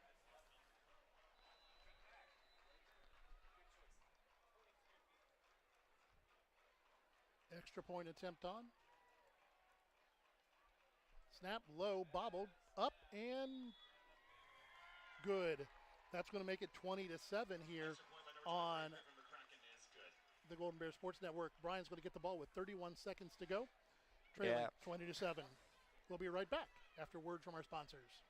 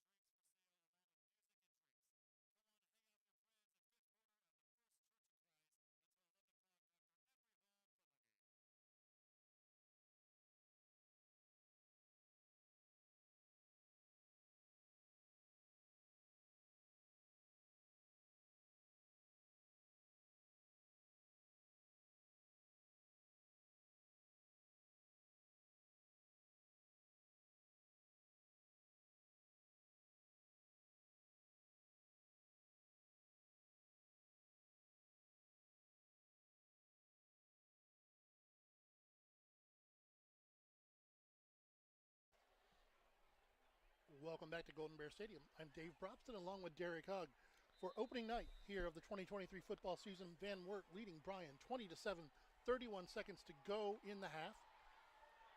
And I just want to remind everyone that drive for Van Wert started on their own 11. Took them 2 minutes and 22 seconds, drive the length of the field, and cap it off with a touchdown pass there. So I think this will be a conservative drive here for the Bears. I expect them get it, probably knee it out, and get into halftime. Legendorfer gets it on his hash mark, finds a seam, gets out over the 35 to the 37. I'm not sure. Yeah, I think I agree with you. Maybe if I can get an out for 12, 15 yards, get out of bounds, not have to waste my time out. But if not, yeah, you might take a shot here with 26 seconds left. Own 36. You might see if you get 10, 15 yards here, a chunk play. And take a couple of shots at the end zone, but I expect a fairly conservative play call here for the Bears. Again, 20 set. You've got Wolf and Harold, and Harold's going to go right up the middle. Going to get it to about the 39, where he's met by a whole host of Cougars. Yeah, but I think the Bears are at this point 20-7 content letting this run into halftime. Don't have to run another one, and nothing's being signaled in from the sideline. They're going to let this one go to half.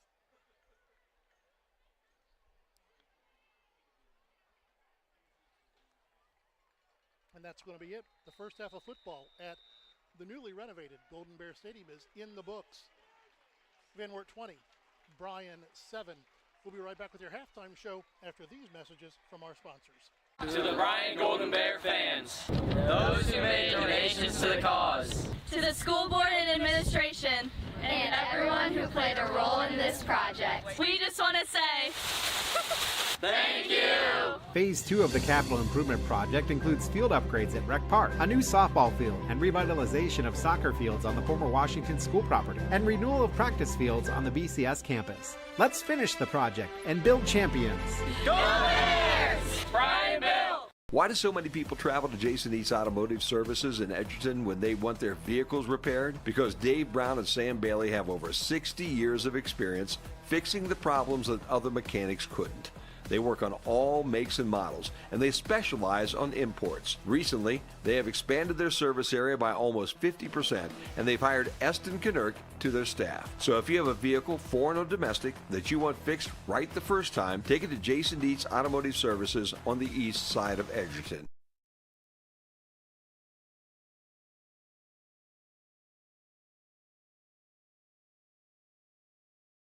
I'm trying.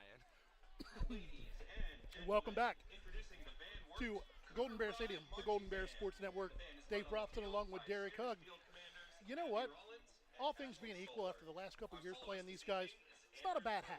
You'd want to go in a little closer. That last drive was a tough one. Yep. If you could have gone in 13-7. Unfortunately, that's one. If you're the Bears, your offense, they didn't do exactly what you wanted it to do there on that on the offense's last drive, but your punt team did exactly what you wanted to do, get the ball near the 10-yard line or close to inside the 10-yard line. That's a drive your defense has to step up and prevent them from going 89 yards in 2 minutes and 53 seconds, and that's what you can't have against teams like Van Wert. And it was Bryan Parker. Yep. Bryan Parker, one big run on that drive, a couple of nice passes on that drive. He does not have the big arm. No, but not like they've had in the past. Not like they've had, but he's got good touch. Yes, good touch on the ball. But after the last couple of years, you come into this game and you want to get out. And let's be honest, with the new Ohio playoffs, you've only got to be in the top 16 in your region. Yep. You hate to say a game doesn't matter, but in the big picture, this is one that you want to come out healthy, you want to play well, yep. You want to build. We used to say in basketball that you wanted to peak a couple weeks before the tournament because you got in. Everybody got in. In football, you still got to beat out 7 teams.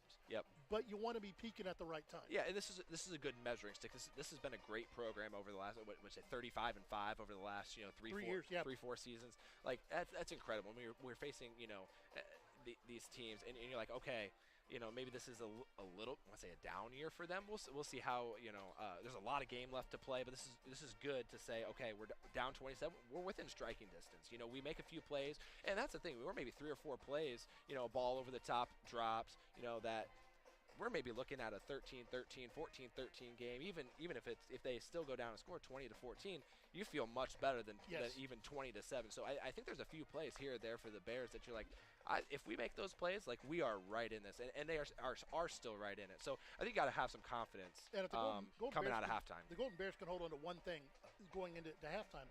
Is you look back last night to Defiance Napoleon. Yep. Defiance did nothing for the first half of that game. They were down 7-0. Yep. Their defense played well, but they came out and scored 30 straight points. Yep. And scored 24 because they were going for 2. Mm-hmm. They don't have a kicker. They were going for 2. They scored 24 points in a minute 37. Yep. It happens. Yep. It can happen easily.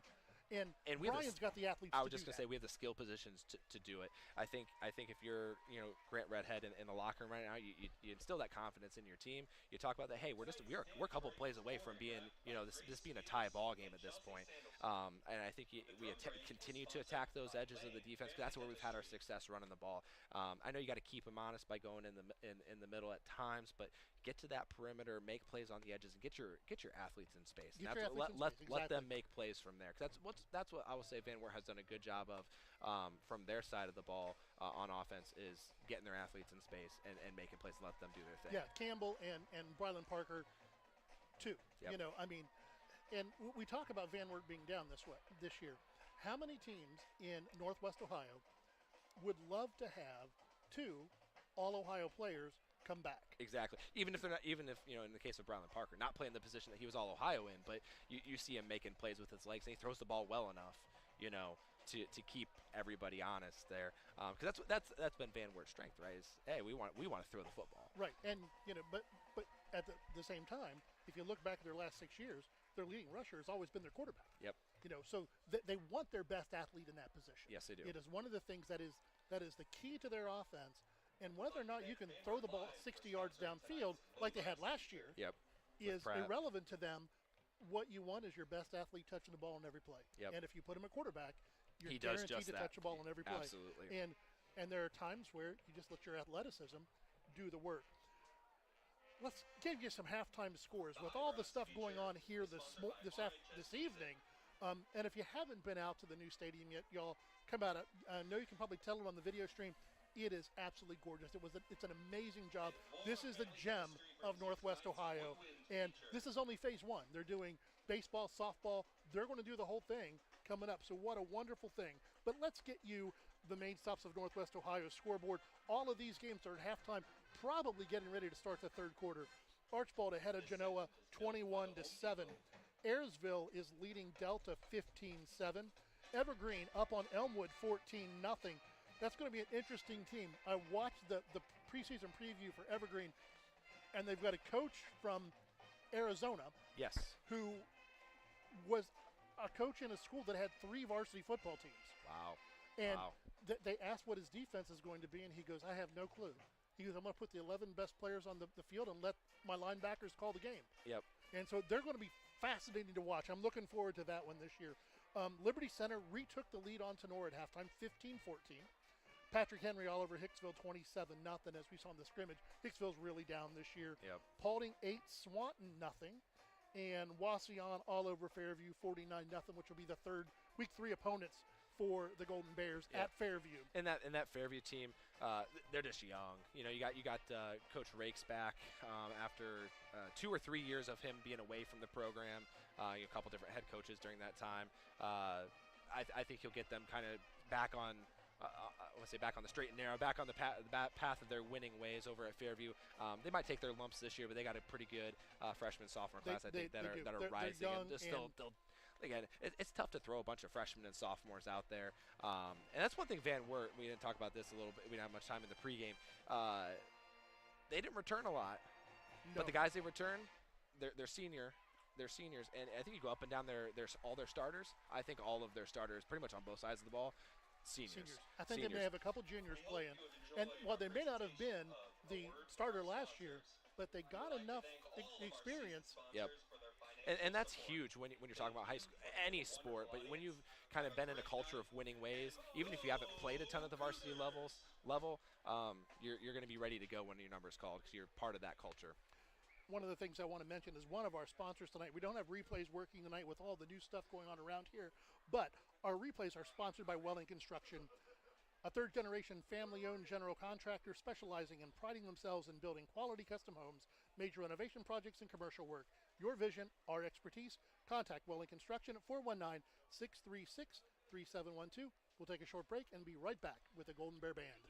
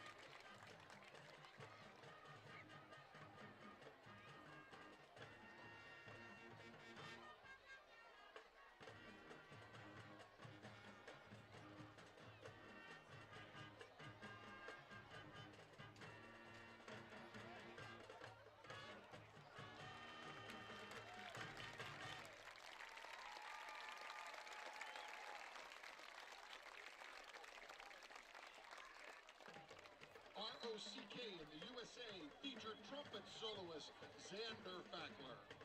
We continue our rock show by falling back in time to the early days of the genre.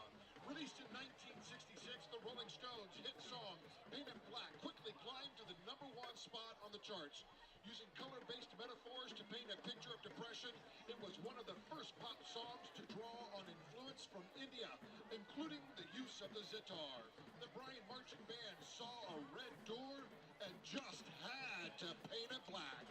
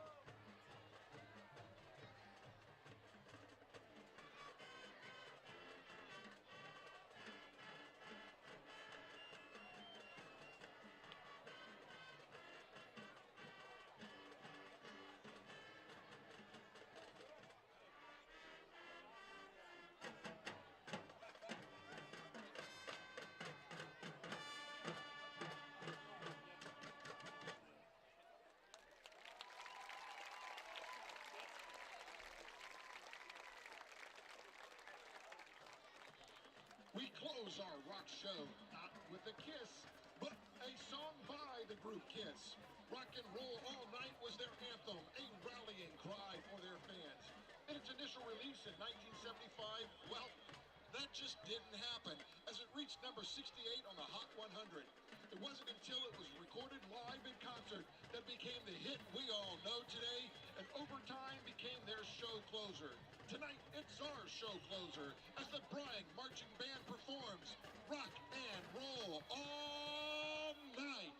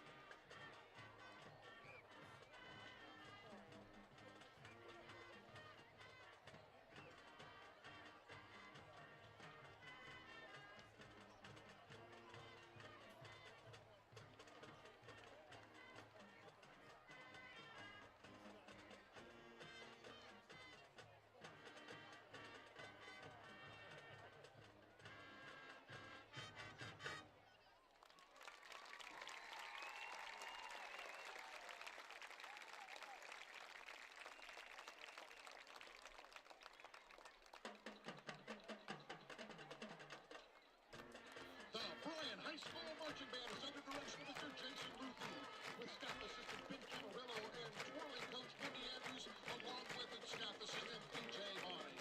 The field commanders are senior Emily Hess and junior Macy Shaoshen, with senior matron Vanessa Resendez. The band would like to compliment the Van Wert Marching Band for their breakout-type performance. They thank everyone for their applause and wish you a safe drive home and a great weekend. Oh, and don't forget, visit the concession stand or talk to your favorite band member about getting a 2023 band card. They're only $10, but again, you get so much more. Good night and go Bears!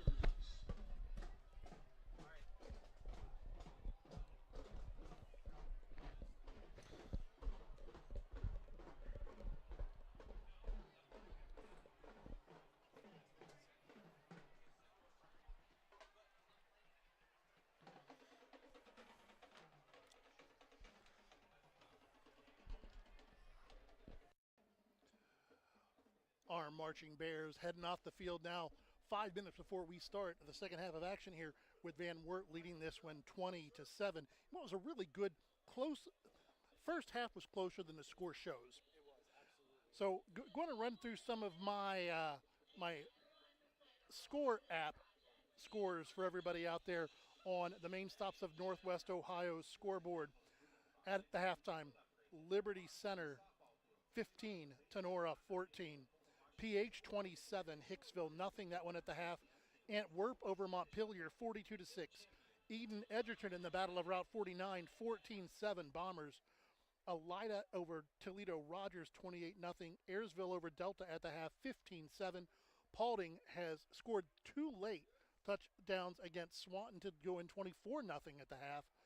49-0 Wauseon and Fairview. Like we said, Fairview's really young, really inexperienced. It's going to be a running clock in the second half. Ridgedale and Hilltop 8-6 at the half. OG leading Eastwood 12-7. The Blue Streaks of Archibald leading the Comets of Genoa area 21-7. Evergreen now 14, Elmwood nothing. Last night, if you were watching Thursday night football, Defiance came back and defeated Napoleon 38-13.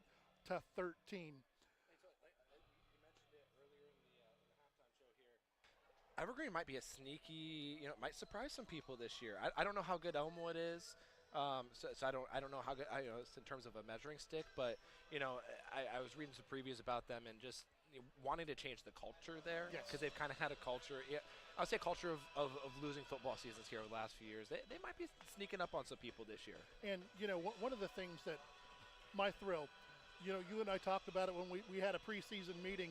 I remember calling a game up here on another network in the rain, in the mud, when Evergreen was wearing those black jerseys with green numbers, and we had no idea. Couldn't tell who anybody was.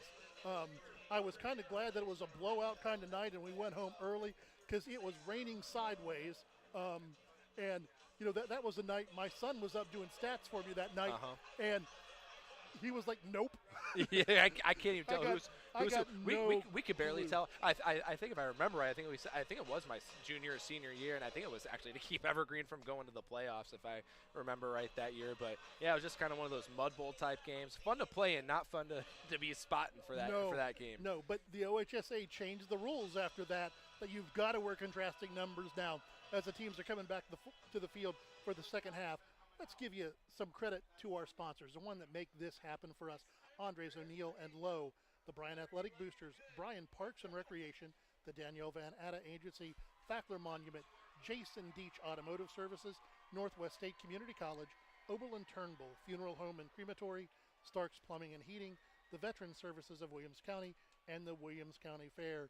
Also, during the game, and this is something to take note for the second half, you want to register for the kickoff contest with the Bryan Lincoln Ford kickoff on the Bryan Sports Facebook page. One lucky contestant each week. The Golden Bears return the opening kickoff of the second half for a touchdown, $150 Bryan Ford gift card. Bryan Ford Lincoln, where good values mean a great deal. Get to Facebook, tell them Dave sent you, and sign up. Absolutely. Go sign up today. Actually, go sign up right now. Go sign up right now. The second, well, they're we all drawn for this. Well, we also drawn for today. We'll sign up for next week. Sign up early so that way. We all got our phones in our hands. So we do. So get on Facebook, sign up, and get registered for that. So, our contestant is Eric Herman for this tonight. So sign up for next week. We'll make sure you get in registered for next week. And if you've signed up already, you're good to go. It's going to continue. You don't have to sign up every week. It just continues. I want to go back and touch on one thing before we take our last break of the halftime segment. Let's go back to the Carlin Company keys of the game, and let's see where we are on this. Carlin Company Realty and Auctioneers, your hometown real estate company for 45 years. Let's take a look at what we called and where we're at. Yeah, absolutely. So we'll start with the Bears. So starting strong, right? So we didn't necessarily start our strongest, but that's the thing. Again, I talked about a little bit. Obviously with all the distractions of tonight, you had to weather that storm a little bit. Was it going to be a motivator? Was it going to be a hindrance to you? And it was a little bit of hindrance to start, but we settled in. And keeping the game close right now. So we didn't have a strong start, but we've battled back and are keeping this game close. We got to contain Bryan Park, and that's something that we really got to do in the second half. And hold our own in the trenches. We're holding our own outside, right? They got some big boys up front, so it's a little bit tough for us right now running up the middle. But Sammy's running hard, and they're keeping their pad level low, so they've done well in the trenches. Jace is running hard. Jace is running very hard for a quarterback. He's run hard. He's a tough kid. He is. I mean, and if you watch, not only is he running hard, but he's made a couple or three huge hits. Yes. Back there from his safety position. Absolutely. Yep. He's a hard hitter for a quarterback. A really good athlete too. For Van Wert, relying on their experience, and you've seen that so far in moments, where they've needed to make a play. 89-yard drive to close a half. They did it, right? That's experience right there. That's a senior. You can tell that's a senior-laden team. Even if they don't have all the varsity reps that you would expect, so relying on their experience, they've definitely done that. Right out the gate, get easy passes for breaking in their new quarterback, and that's exactly what they did. I think the first 4 plays, 3 of them were short, 5-yard passes. Little swing passes, yeah. Swing passes. And they've continued that. That's going to be if I'm a WBL coach and I'm watching this game, I am having my corners sit. Yep. Squat. Just squat on the route. have your corner squat and your linebackers able to fly up and make plays on the perimeter. And then, for them to stay focused on, what has carried them the past few years, their quarterback, right? Best athlete playing quarterback, and they have done that so far. And, one of the things is when we look back over the last 3 years for this Van Wert team, 35-5. Yep. Football season, last I checked, is 10 games. Yep. So that means they've played 10 games more than what anyone else has. And it's one of the things, when we go to colleges, small colleges and bowl games, everyone's like, oh, there's too many bowls, there's too many bowls. What that gives a college is an extra 3 to 4 weeks of practice. It gives you so much experience. I mean, and it even helps, a team that I played against in college was I played at Heidelberg University, small D3 school, but we played against Mount Union, okay? Why is Mount Union so good every year? They blow everybody out. So guess what? Their 2s, their 3s, they're getting game-like experience every week. And so it's plug and play, plug and play, plug and play. And that's kind of been a little bit of the story here. You look at any good program in high school, it's the same exact thing. You got guys, they're winning games they should, and then they're getting their younger guys varsity experience that pays dividends when it comes, to the next season. And we are going to take our last break of the halftime, be right back with third quarter action here on the Golden Bear Sports Network. Dave Robson, Derek Hugg, we'll see you in a couple minutes.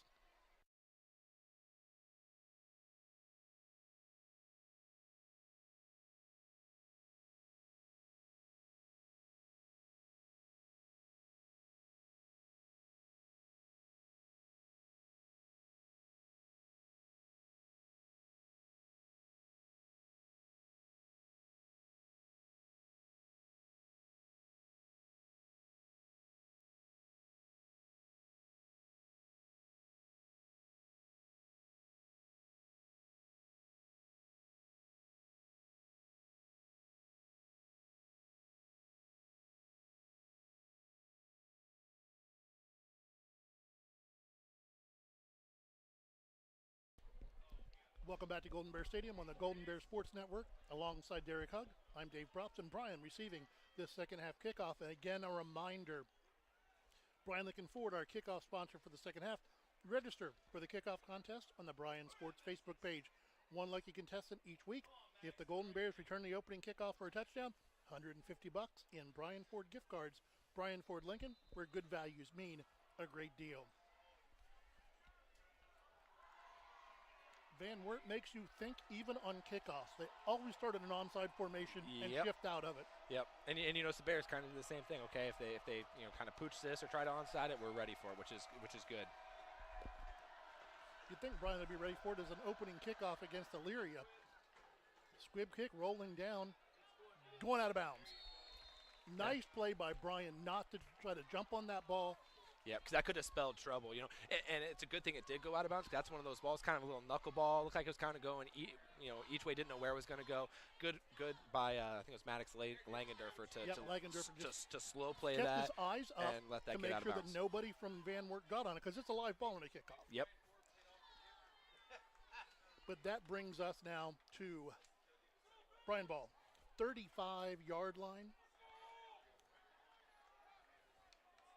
On the right hash, but look at their field. I was going to say receiver outside the numbers. So you look at this right now. You got a ton of space up to the top. So you got about 7 guys in the box. Run this to the top of the field. And they did. They ran the fly sweep with a fake. Just couldn't get the corner. Yep. Good pursuit there by the Cougars. And that's how you really string out a play. They did a good job going field side, making him keep running east and west instead of north and south, and not able to cut that up. That was even if you look. Van Wert was running a guy all the way across the field as the ball was snapped. So, But I'm not sure I'd seen a split quite that wide out to the field side. Again, 2 in the backfield. Kepler back to pass. Short drop out in the flat to Sammy. Sammy downfield, stiff arm, out of bounds at the 50. Dragged down. There comes the flag.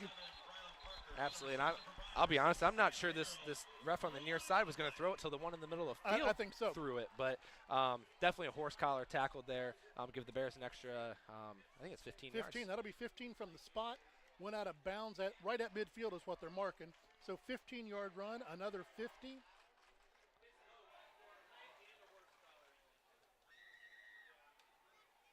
Waiting for the official call.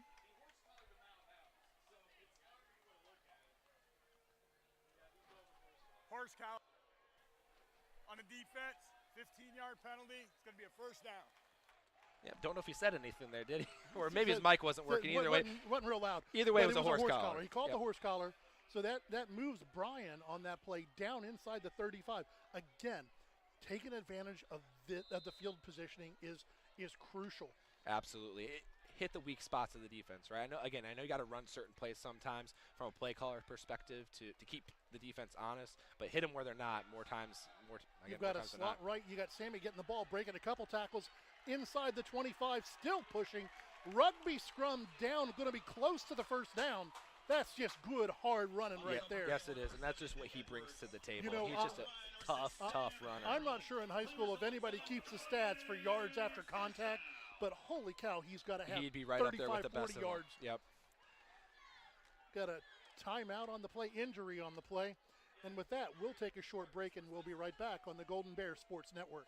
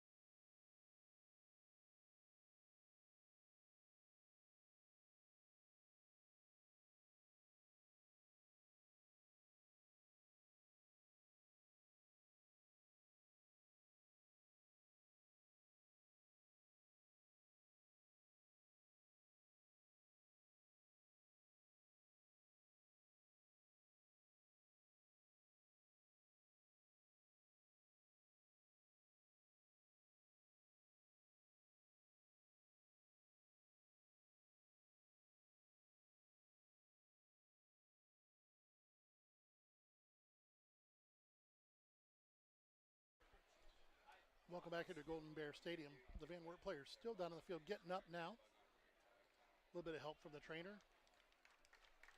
Going to be hobbling off. Nice round of appreciation from the hometown fans.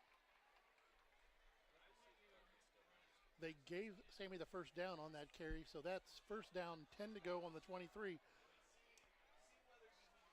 Almost into the red zone. Haven't seen a whole lot of red zone activity tonight.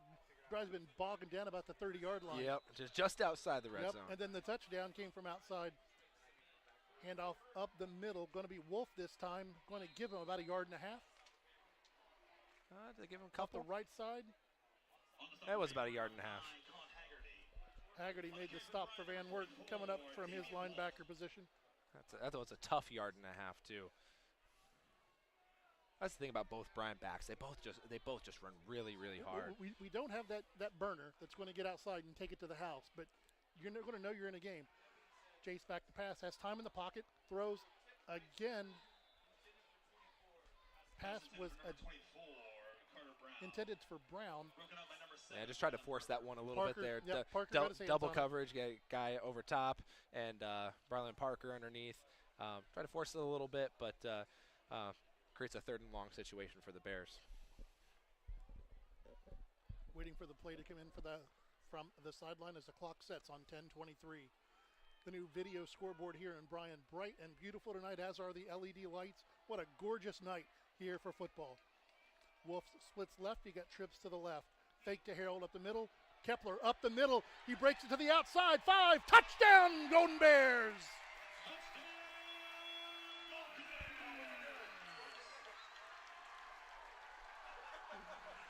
And the light show has started with the LED lights. How gorgeous is that? That was awesome. Yeah, I think that's the best way to describe it. I was like trying to come up with some words like, what do you say to describe that? It's just cool. It is. Couldn't quite put in the purple and gold lights, but the white lights flashing. You can see them on the sideline too.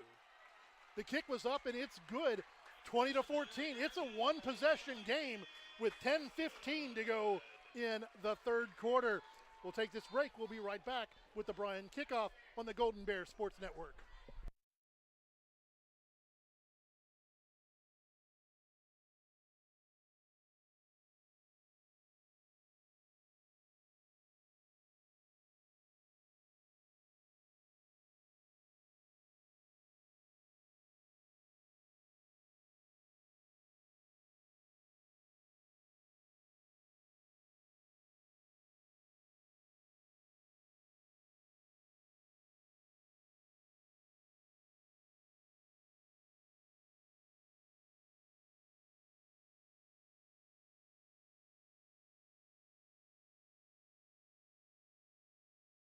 Welcome back to Golden Bear Stadium. The crowd's still buzzing from the touchdown. Great run by Kepler, but the light show.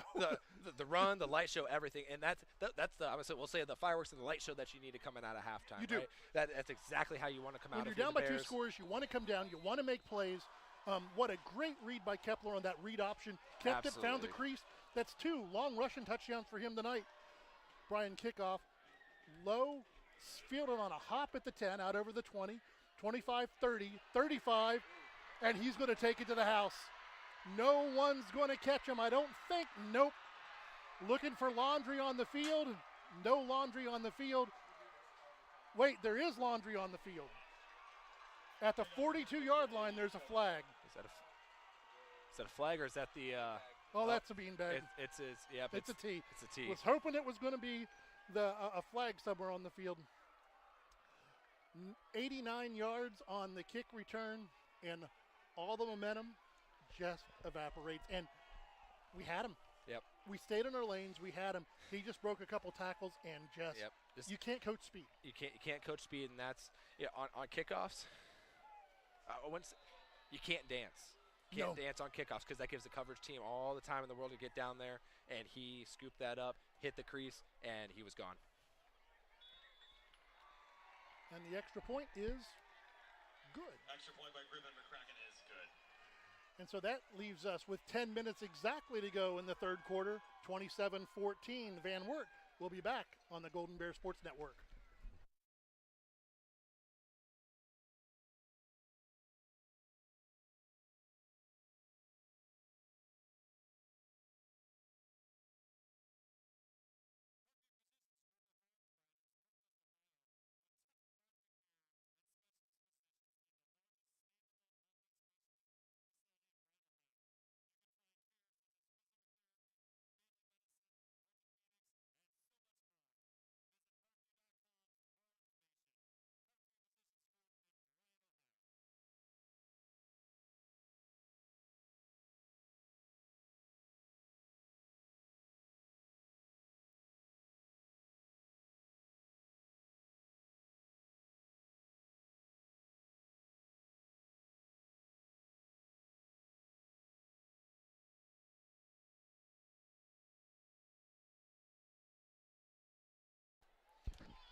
Welcome back to Golden Bear Stadium, where 10 minutes to go in the third quarter, 27-14. Van Wert after an 89-yard kickoff return. It's one of the things that when you look back at last year's stats, there's certain teams that just do things well. Van Wert returns kicks. They do. They averaged almost 35 yards a kick return last year. Which is way above. I don't even know what average typically is. I'll pull numbers off the top of my head, but that's above average. That's well above average. I mean, if you think that if you kick the ball to the 10, which is good for a high school kicker, a 35-yard average, that means you're starting at almost midfield every drive. Yep. This is a time where you got to start skyrocketing your pooching. And there they just went with a squib, and that ball's loose, free. And it looks like Van Wert recovered. They did. Ball was squibbed high up in the air. I don't think it was a one hop. I think he got under it and golf shotted it. Yep, he did. That was credit to Van Wert there. That was a perfectly placed squib kick right in the middle of our kick return team. We had everybody there, but nobody could get to it. Yep, it just took a funky bounce up. Carter Dominic tried to get up there and get it, couldn't corral it, and the Van Wert player jumped all over it, giving them the ball in plus territory. Now this is where our defense needs to bow their necks and come up strong. We need to stop right here. Do not let this one get any worse than it already is. Empty backfield. Now Campbell goes in motion behind. They faked the flat pass that time. Parker took off over the left side, and here comes a late flag somewhere in the middle of the pile. Yeah, I couldn't see who that was on. But that's building your offense. They ran that swing pass so many times, and that time they faked the swing pass and rolled him the other way. Yep. That's how you build offenses. It's going to be a personal foul on Bryan. Is going to move the ball 15 yards more. Yep, so another personal foul on Bryan there. That's 2. So ball is at the 24. First down, 10 to go, Van Wert. Empty backfield, slot both sides. Again, Campbell in motion. Again, a keeper by Parker. Breaks it outside the numbers to the 20, to the 15, drugged down. Ball's on the field. Looks like the Bears have it. I'm seeing a lot of folks that looked like Bryan had the ball first. Did they hold it at the end of the pile? Oh, it looks like Parker got it back. Parker got it back. Very lucky to fall on his own fumble there. I think it's the second time he's. It is. That's the and it's the joy of football. You know, you got the ball, but it isn't round. Yeah. Hand off to Bell up the middle, dragging a couple people with him inside the 10 to the 7. On the carry for Beaver, number 8, Keldon Bill. On the stop for Bryan, number 27, Jaden Dennis. Caden Dennis back in the game after his late hit out of bounds in the first half. Made the stop on that one.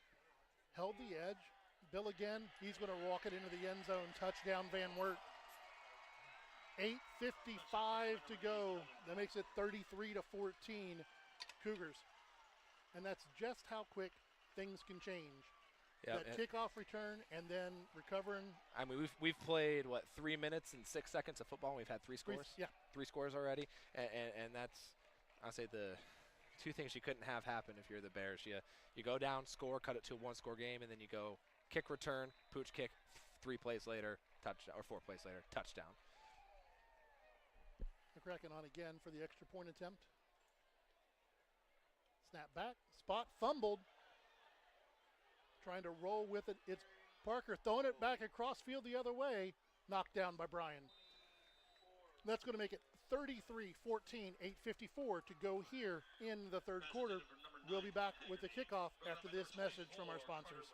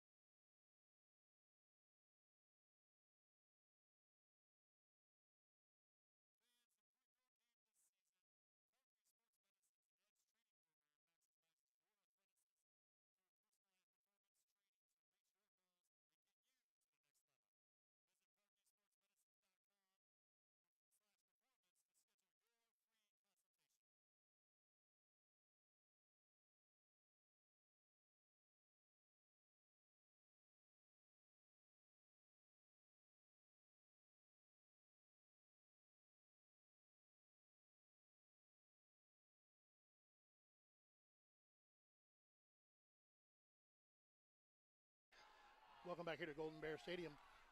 33-14, a game that kind of took off when 2 big plays, both on special teams. Yep, those are backbreakers if you're the Bears. And this, I hate to say, like, every drive is big at this point. This is a big response drive for the Bears. You have to have a sustained drive here.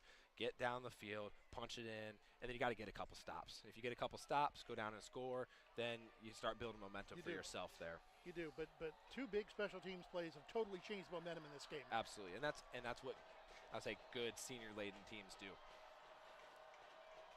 Kicking it this time, end over end. Taken at the 18, out over the left-hand side, boxed in, found a crease, out over the 40, over the 50, 40, 30, knocked out of bounds at the 24-yard line. Great kickoff return. Uh-oh. Krug on the stop way downfield. Langendorfer with a great return on the play. I thought he was boxed up at about the 30.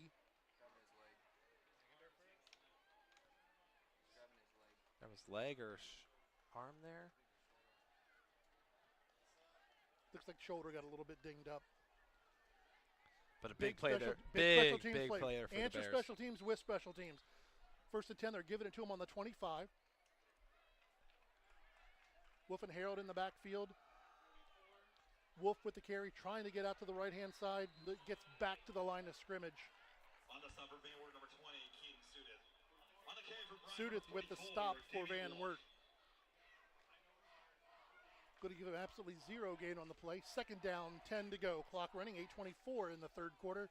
33-14, Van Wert over Bryan here on the opening night at the newly remodeled Golden Bear Stadium. Kepler back in the pistol, one back on either side. Everyone out in the pattern. Time, running out of time now, escapes out of the pocket, squares his shoulders deep in the end zone, intercepted on the 1.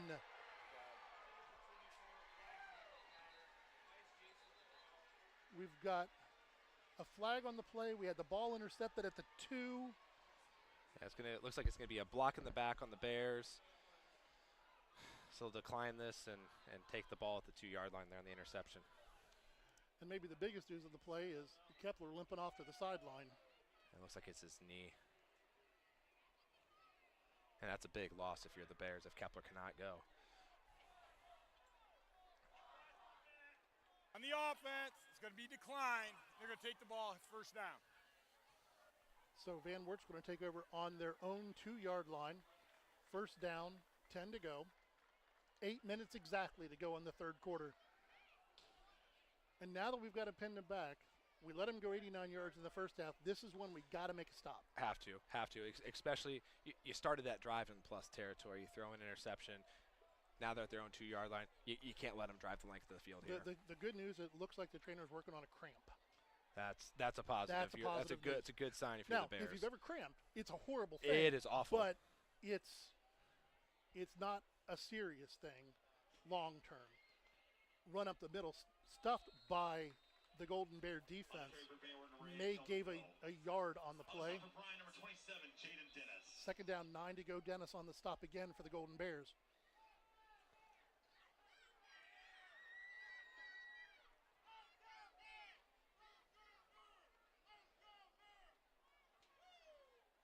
Kepler's definitely hurting, but it definitely looks just like a cramp there in that right calf.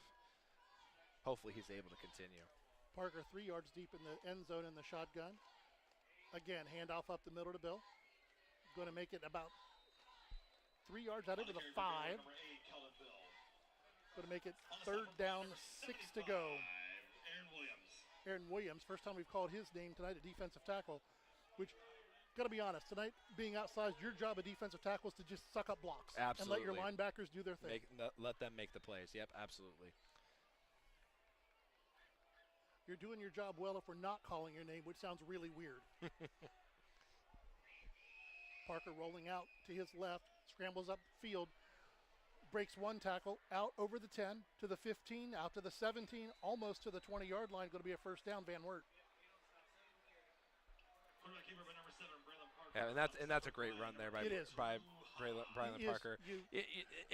That's his athletic ability taking over. You think he got him stopped, and he makes one guy miss, and boom, rolls he got a all first the way down. to the left, sweeps it back to the right. You've got him contained, and then you don't. Ball on the field.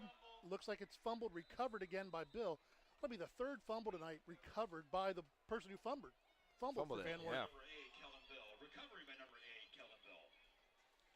And they give him a gain of about 6 inches. We'll call it second down, 9 yards, 2 feet, and 6 inches. Empty backfield. Trips to the field side, 2 to the boundary. Now they're running motion, put 4 to the field side. Swing pass once again to Campbell. Campbell gets absolutely wiped out at crunched the 25. by 2 Bears there. But again, it's one of the things that I don't like to criticize officials because it's a hard job and nobody wants to do it. It is. But it again looked like one of the Bryan defenders got completely turned by the pads. Yep. 3 again to the boundary side. Once again, 2 to the field side. He rolls to the boundary side, throws out into the flat, caught at the 30-yard line, enough for a first down. And that's a tough catch right there. That is. That one where, as a receiver, that ball's sinking to the ground, and you got to get those hands underneath. They make it look easy. That's not an easy catch. That's not an easy catch. And you caught the ball diving forward. You're diving into the ball when you catch it, which isn't easy to do. Up the middle this time again to Bill. Breaks through the line into the secondary, maybe 4 on the run. I'm gonna go back to this holding thing for a second. If you're an offensive lineman, tight end, anyone blocking on the line, you're going to hold until they call it. Exactly. Like, literally, you could probably call holding on pretty much every play for something because you're getting those hands inside and you're going to hold the jerseys and things like that. But you're going to get away with anything pretty much that you can until the ref calls it on you. Again, running motions, not running the swing pass this time. Parker's going to keep it up the middle enough for a first down. And this is a thing that you don't think of with a team like Van Wert who spreads it out. They can go into eat the clock mode. They can, and that's exactly what they're doing right now. And you notice they're faking that swing pass and going up the middle. They're running all their action and doing different things off it, which is keeping the Bears off balance. And it's like here. we talked about early in the third, just building off of what you've done. Yep. They faked the fly sweep that time, and again, Parker right up the middle, good for about 3. This is the modern day version of 3 yards in a cloud of dust. It is. It's exactly what it looks like, and you got to be able to do it. That's the thing. Everyone wants to air raid, throw the ball. You still got to be able to run the football. You got to be able to run the football effectively. That's the hallmark of good teams, is being able to chew clock when you need to and win the line of scrimmage. And back in the day, you had a quarterback under center who handed it to your best athlete. Yep. And now you snap the ball to your best athlete and let him pick a hole. Yep. And again, it was something we talked about earlier. You still got the similar concept, the wishbone, the triple option. You're just running it from 5 yards deep as opposed to everything underneath. You can see the field as opposed to not seeing the whole field. Parker had to come out on that play because his helmet came off. They brought in their backup, which would be Wise on the carry. And he got about 7. And make this a nice third and manageable for him in Bryan territory. Plus side of the 50. Third and 2, ball on the 49. And Parker just takes up right up the middle. This time, Met stacked up. He's going to fight for it, and he's not going to get it. He's going to be short. They're going to give him maybe a half yard. So that's going to make it 4th down and 2. And that's a great stop there by Jaden Dennis, shedding the block, getting off his block, and stuffing him and there. Squared up and gave him no place to go. Yep. Held the edge as doing what your edge rusher is supposed to do. Absolutely, and that's huge. And I think they're going to go for this. Well, maybe they won't go. I think they'll go for this here. 4th and short. Maybe they'll try to draw us offside. Nobody's going to take off up the middle. Met pushes through the line. First down, Van Wert. That was just, I'm not even sure what you'd call that because, back in the day, that'd be a 12 or a 13. Yep. It's just. And that's showing why he was an all-state running back last year, okay? Like, he found the biggest guy on the offensive line, run behind him, get 3 yards. Yep. Hand off to Bill this time. Tripped up again, gain of 2. And that just shows Van Wert's confidence in being able to do that, okay? They were at the 48-yard line, 49 yard line, and said, no, we can get 2 yards. Yeah. And that's a pretty, that is, again, 35-5 over 3 years. Yep. That confidence. Like I was telling Thunderberg in the preview today, Van Wert is a measuring stick because that's where Bryan wants to be. Yep. And that shows the confidence they have. Again, pass out on the flat, breaks 1 tackle, breaks 2 tackles, scamples down the sideline, 20, 10, touchdown Van Wert, no flags on the play. Simple little screen pass. Looks like it was slips a tackle. Campbell again. Slips a tackle and out the gate. Yep, Connor Campbell. And again, honorable mention All-State. Yep. I mean, it's you've got an All-Stater throwing the ball to an All-Stater, and you wonder why they score touchdowns. Yep, absolutely.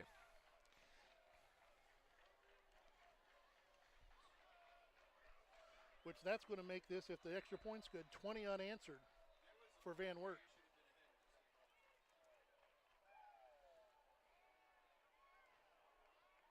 Extra point. Snap good. Hold good. Kick. Good. That's going to be 20 unanswered for Van Wert. Going to make it 20-14, 1:51 to go in the third quarter. This is the Golden Bears Sports Network.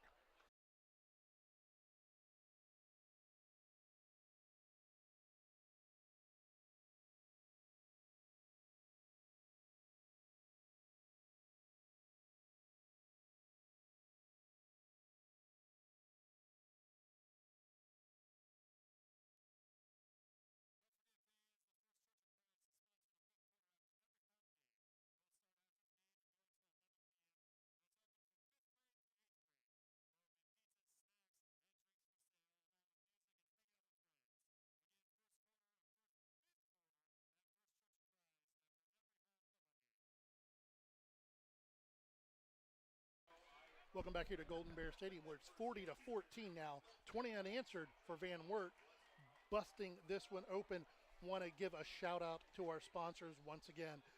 Andres O'Neill and Lowe, the Bryan Athletic Boosters, Bryan Parks and Rec, Danielle Van Atta Agency, Fackler Monument, Jason Deach Automotive, Northwest State Community College, Oberlin Turnbull Funeral Home and Crematory, Starks Plumbing and Heating, Veteran Service of Williams County, and the Williams County Fair.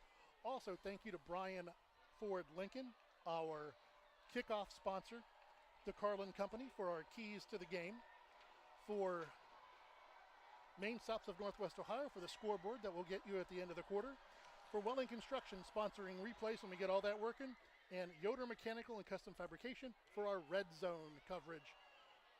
Hahn finds a crease out over the 40, out to the 44. One of the things that Bryan cannot complain about tonight is field position. Absolutely. They've had good field position all night. They've had good field position. We started in plus territory 4 times now, and we've probably averaged starting about the 35, our own 35, 40-yard line, which is just, you can't ask for much more. And I'll just go back to that last Van Wert drive. Chewed up about 6 minutes of clock, so about half the quarter, 98 yards. 98 yards. And didn't do anything fancy. Nothing fancy. Kepler, bubble screen this time for Bryan. Caught, brought down. Complete out to Brown. On the stop for Van Wert, number 24. On 20, Keaton Sudan. On the carry for Bryan, number 24, Carter Brown. You know, it's tough to throw the play that the other team's really successful at because they see it every day in practice. Yep. We basically ran their play against them, and they knew what was coming. Yep, absolutely. It's like, oh, I've seen that before. Yeah. You don't have to think about what to do on defense because you're running on the other side of the ball.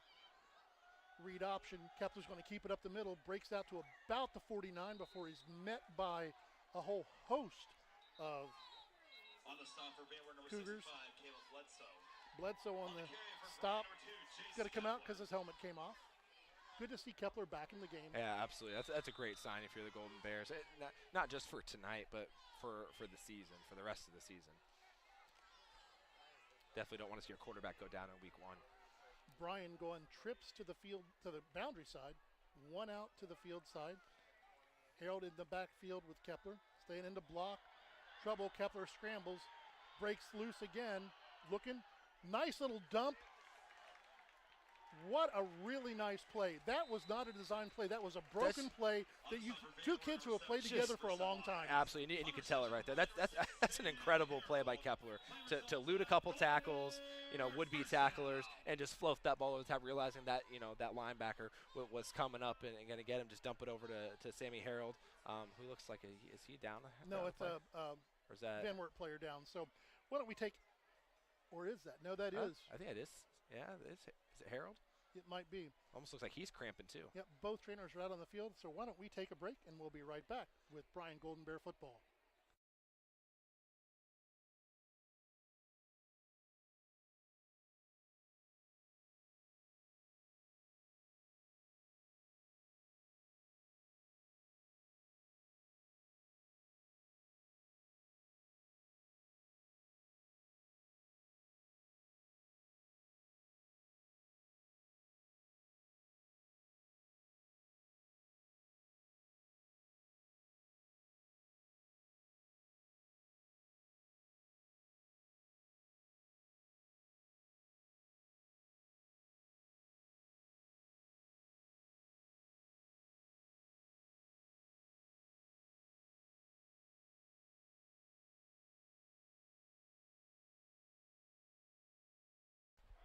Welcome back to Golden Bear Stadium.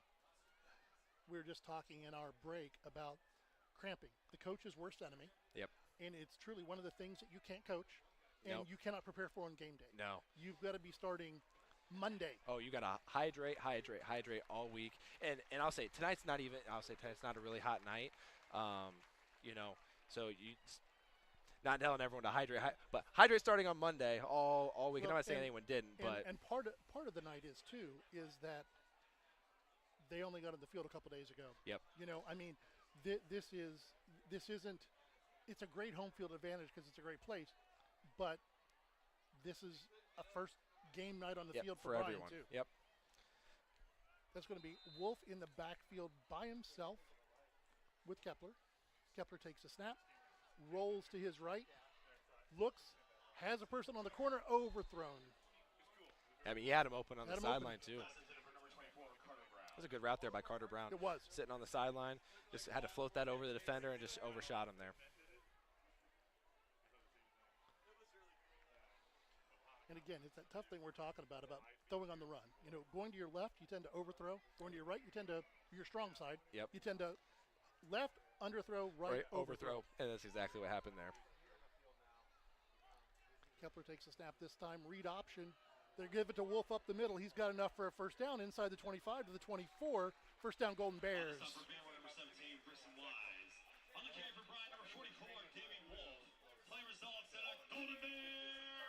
Yeah, good read there by Kepler. Just to rode that long. It was a read option. Rode that long enough, make the defenders think he was going to keep it, and let him just hit the hole hard. That ball for a long time in that. Chance to get one more off before the half. Bubble pass again, a little bit high, but brought down by Dominic, and he's going to be brought down with no gain. And that's going to bring us to the end of the third. The end of the third quarter here on the Golden Bears Sports Network. Van Wert 40, Bryan 14. We'll be right back after a word from our sponsors.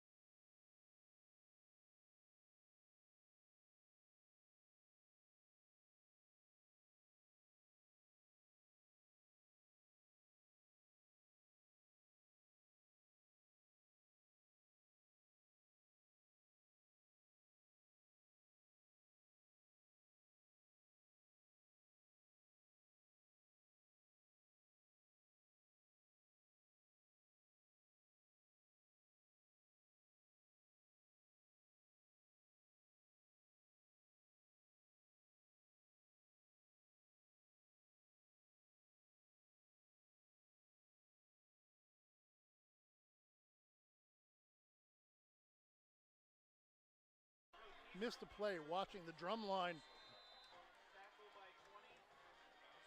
It's going to be a Kepler with the carry. Sudith with the stop. Let's make a real quick run to our main stops of Northwest Ohio scoreboard.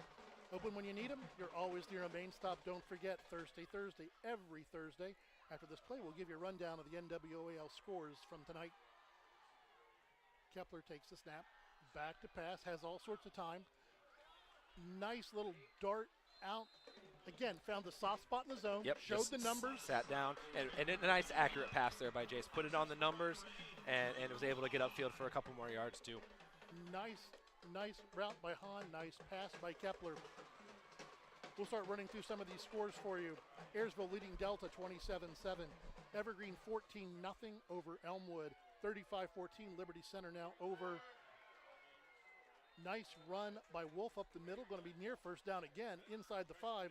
And we are in, finally tonight, the Yoder Mechanical and Custom Fabrication Red Zone.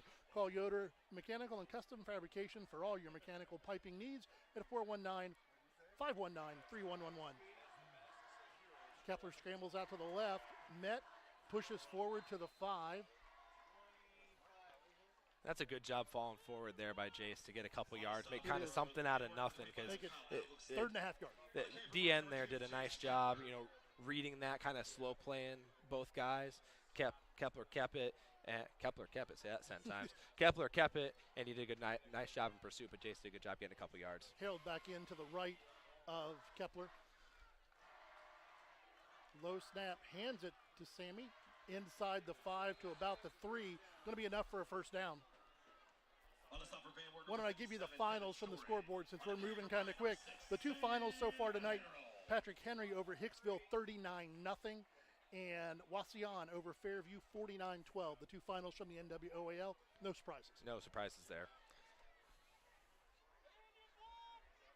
Ball on the 3. Twins to the right, 1 to the left. Harold going in motion, slot right. fake the handoff again, read option, Kepler around the outside for his third rushing touchdown of the night. Touchdown, Golden Bears.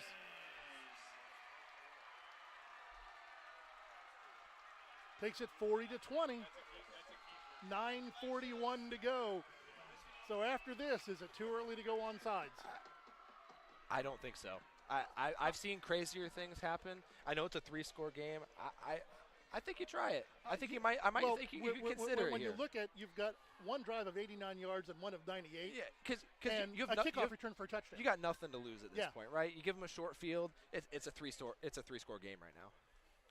Snap, kick, splits the uprights, good. That's going to make it 40-21. 9:41 to go. We'll be back to bring you the end of our fourth quarter here on the Golden Bears Sports Network.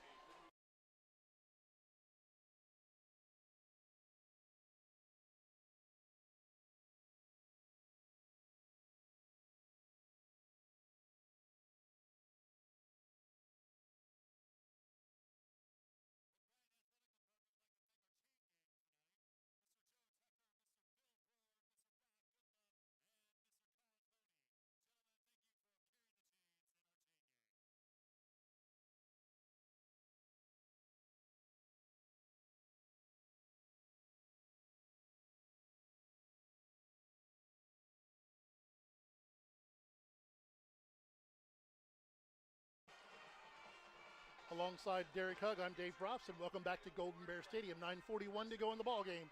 Van Wert 40, Bryan 21. 3 rushing touchdowns for Jace Kepler on the night. I tell you what, if I'm the Bears here, I think I am on-siding this. We were talking about during the break. I remember a particular Patrick Henry game in 2013. 2013. Okay, Bears were down 2 or 3 scores with about 9 minutes and 40 seconds left. And they came back and won that ball game, scored 3 times in the final 9 minutes to win the ball game. A couple onside kicks, a couple bounces went their way. So I'd take the chance here. And I'm not sure if I would do a traditional onside. They're up for it. I think I would just try to drill the ball as hard and low as I can. Yep. Picked up at the 11. And again, a seam. Off to the races at the 40. At the 50, 1 man to beat, blockers in tow, touchdown Van Wert. Second kick return for a touchdown tonight, all the way across the field. So as an old defensive back who played a lot of kick coverages, who was also the fastest guy on the team, the most I ever got chewed out was leaving my lane. Yep. It had the exact same thing happen. And that is the key to kickoff. Yes, stay in your lane. I still just I have every coach ever in my head. Stay in your lane. Stay in your lane. That's just beat into my head. If you looked when he broke outside the hash, there was gone. only one Golden Bear out there, and he was the kicker all the way back. And everybody crashed to the ball. Yep, and then it's out the gate again for the second time tonight. Kick is up. Looks like it's good from here, and that's going to make it 47-21. 9:23 to go. We'll be back after this word from our sponsors.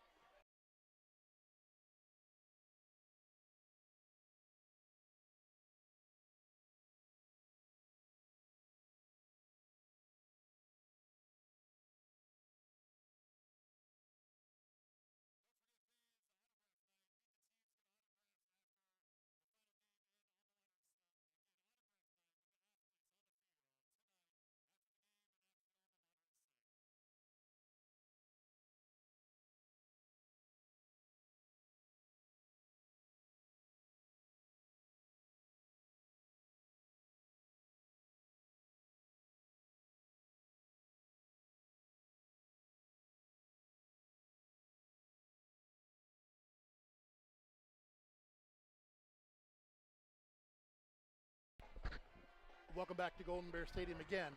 A shout out to all of our sponsors tonight. The Q, who gives us the weather, puts us out on the air. Tri-State Vision Center sponsors our game officials. Yoder Mechanical and Custom Fabrication, who gives us our lineups and our red zone. Main Stops of Northwest Ohio, who sponsor our scoreboard. Welling Construction, who give us a replay once we start getting our replays up and running again. And then all of our other sponsors, Andreas, O'Neill, and Lowe. Bryan Athletic Boosters, Bryan Parks and Rec, the Danielle Van Atta Agency, Fackler Monument, Jason Deach Automotive Services, Northwest State Community College, Oberlin Turnbull Funeral Home and Crematory, Starks Plumbing and Heating, Veteran Services of Williams County, and the Williams County Fair. Bryan to receive this one. Kickoff is short again. Upman's going to take it at the 30. Going to be out across the left, making a little bit of room. Fights out to about the 37-yard line. 40 yards of running for his 8-yard return. That's exactly what that was. But got up about the 39-yard line.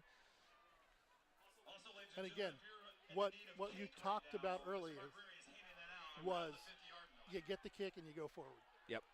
You start going side to side, they stretch you out. It stretches you out. As long as you're staying in your lane, it stretches you out, and it gives the coverage team all the time in the world to get down there and keep you contained. Kepler back, trips to the far side. Back to pass, short drop. Throws a dart over the middle, caught by Hahn again. Going to be good almost for a Golden Bear first down. Going to move the ball to the 49. Are they giving? They're giving him the first down. I think they are. Yeah, absolutely. And gave him good forward progress there. Again, yeah, and again, a nice little button showing your numbers. Yep. Show your numbers to the quarterback. Rolling left this time. Little lob out into the flat, caught going out of bounds by Dominic. Going to be enough for another Golden Bear first down. And that right there, to be honest, that's a tough pass. That's a tough pass. Rolling to your left, floating that in there right along the sideline. That's not an easy pass, and a great throw there, dropping in the bucket, and a great catch by Carter Dominic. Trips to the field. Kepler stumbles, goes forward about 30 to the 37. Going to give him about 3, which is good play out of a broken play. Made something out of nothing. They had good contain on him, put his foot in the ground, almost slipped, and got upfield to at least get a net positive, a couple of yards there. Again, trips to the field side. Late Dominic substitution, they might not be able to get him off. Late sub, snap the ball. You got 12 on the field. And no flag. Loading up, going deep, picked off. And he brings it out and down at the 2. I don't know how they don't throw the flag on that. You had 12 guys on the field. He was 5 yards still on the field. And this ref's looking right. I mean, the ref on the sideline looking right at it. Called an illegal substitution earlier on the Bears, but Kepler's sitting at the 45-yard line with his arms up in the air like, I called the early snap to catch the penalty. Well, right. I'm going to guess he probably got the penalty. I'm taking a shot. I got a free play. I'm taking a shot. He probably doesn't throw that ball and take a chance if he doesn't think he's got the penalty. No. And you can tell walking off the side, that's exactly what he's thinking.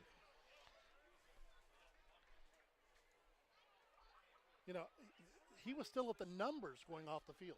He was. Oh, easily. I don't know how that wasn't 12 men on the field there.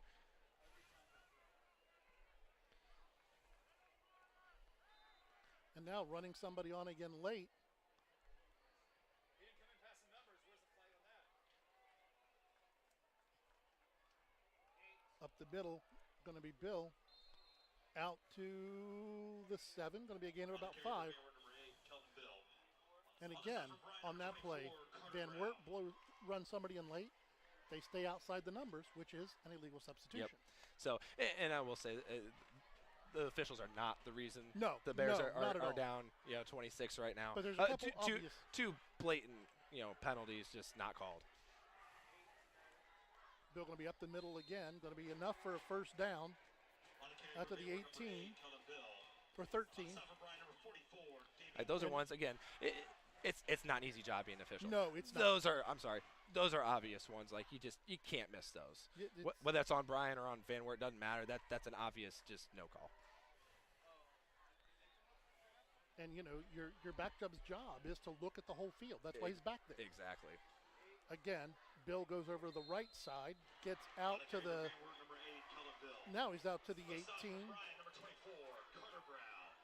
Brown on the tackle. Second down, 5 to go. And this is that Van Wert drive that we talked about earlier where you're just chewing up time. Yep.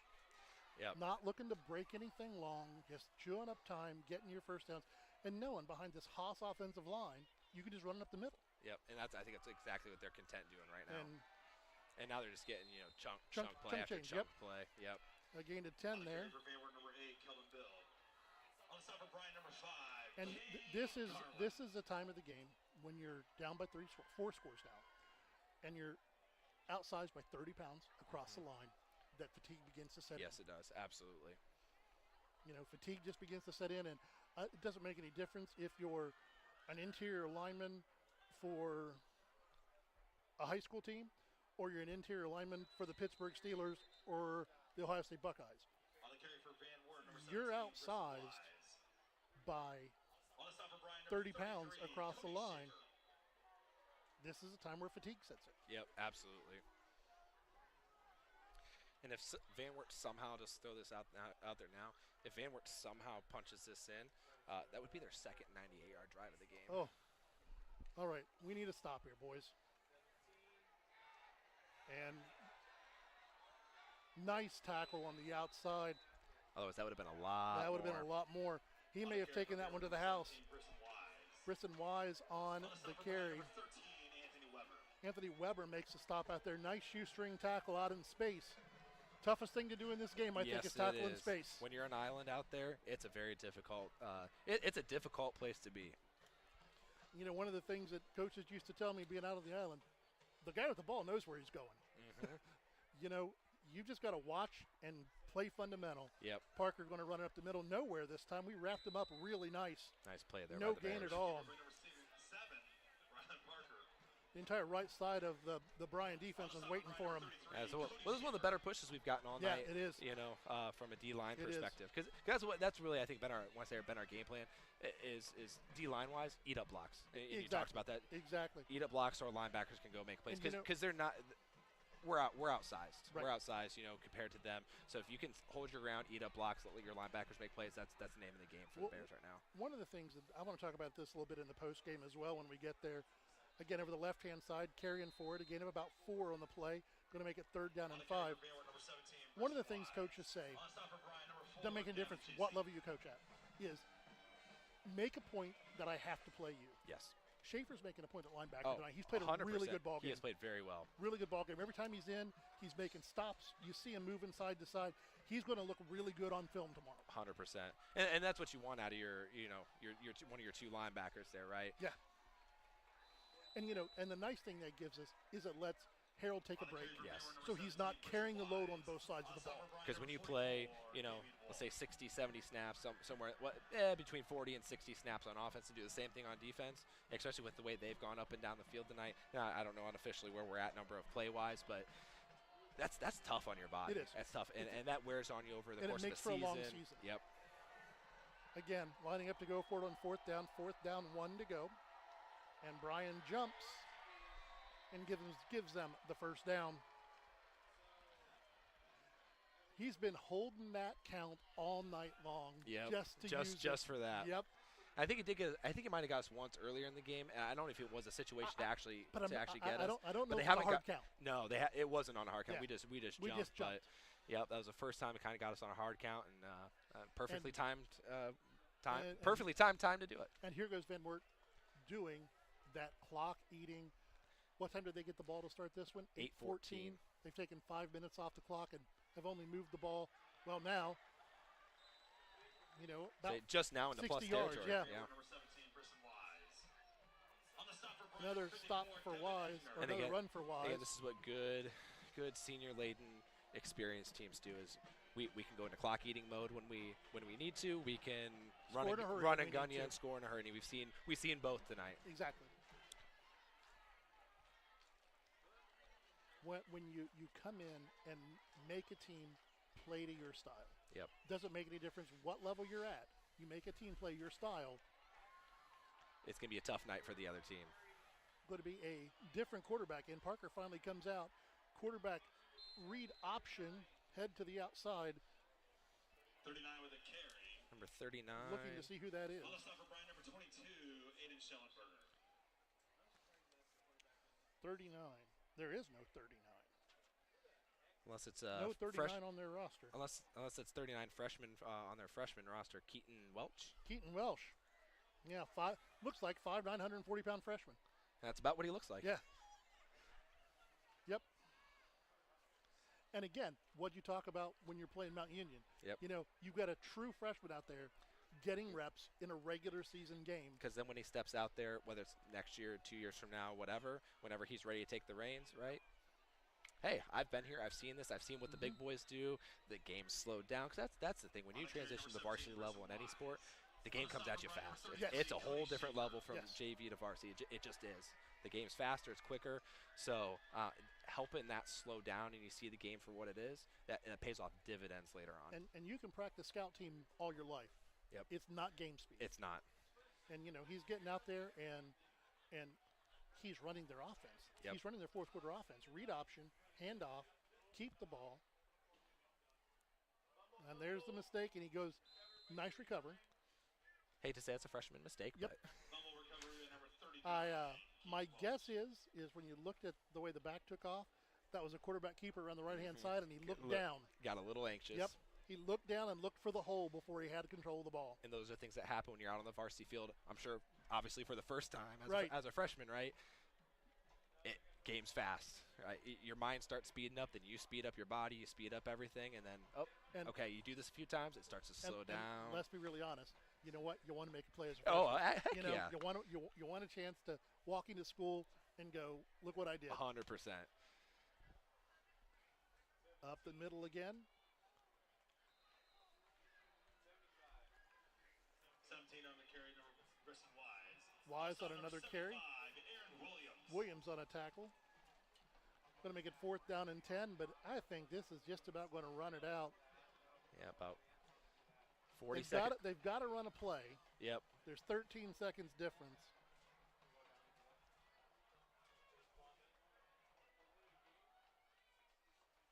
Are they going to take the penalty and punt, or are they going to run one with 1 second to go? I don't know. I can't see him running it down with 10 seconds on the play clock. Yeah, I think they'll run. I think they'll run a play here, especially freshman at quarterback.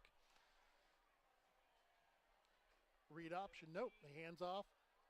Wrapped up, and it's going to be a turnover on downs. 12 seconds to go in the ball game. On the stop for Bryan, number 11, Jacob Uran.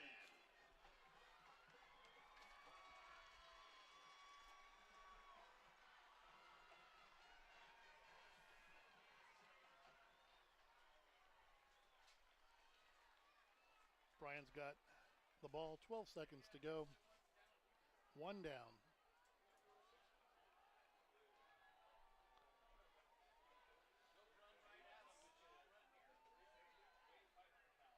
Everybody trying to get guys on the field one last time for one last play.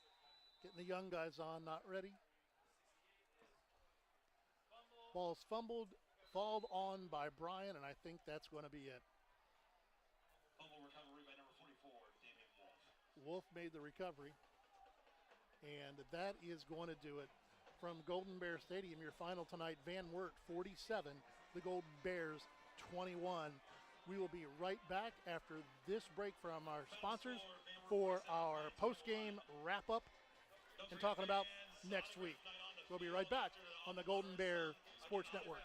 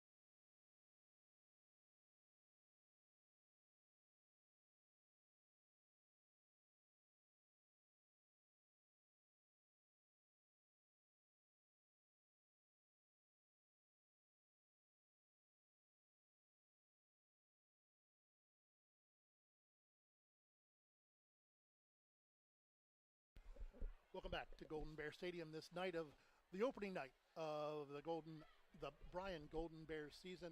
A loss 47-21 to Van Wert. And let's get our post game started with the main stops of Northwest Ohio's scoreboard. Eden Edgerton 20-20 in the fourth. That one's a little better than what I was expecting it to be. Tight one. Paulding leading Swanton 36-0. Liberty Center beats Tenora 35-14. Patrick Henry beats Hicksville 39-0. Ayersville 27, Delta 7. Antwerp 42, Montpelier 6. Elida 42, Rogers 6. Wauseon over Fairview 49-12. Ridgedale leading Hilltop 20-6. Evergreen all over Elmwood now 31-6.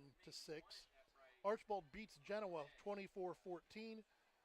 And last night, Defiance over Napoleon 38-13. I think those are all the scores from the area.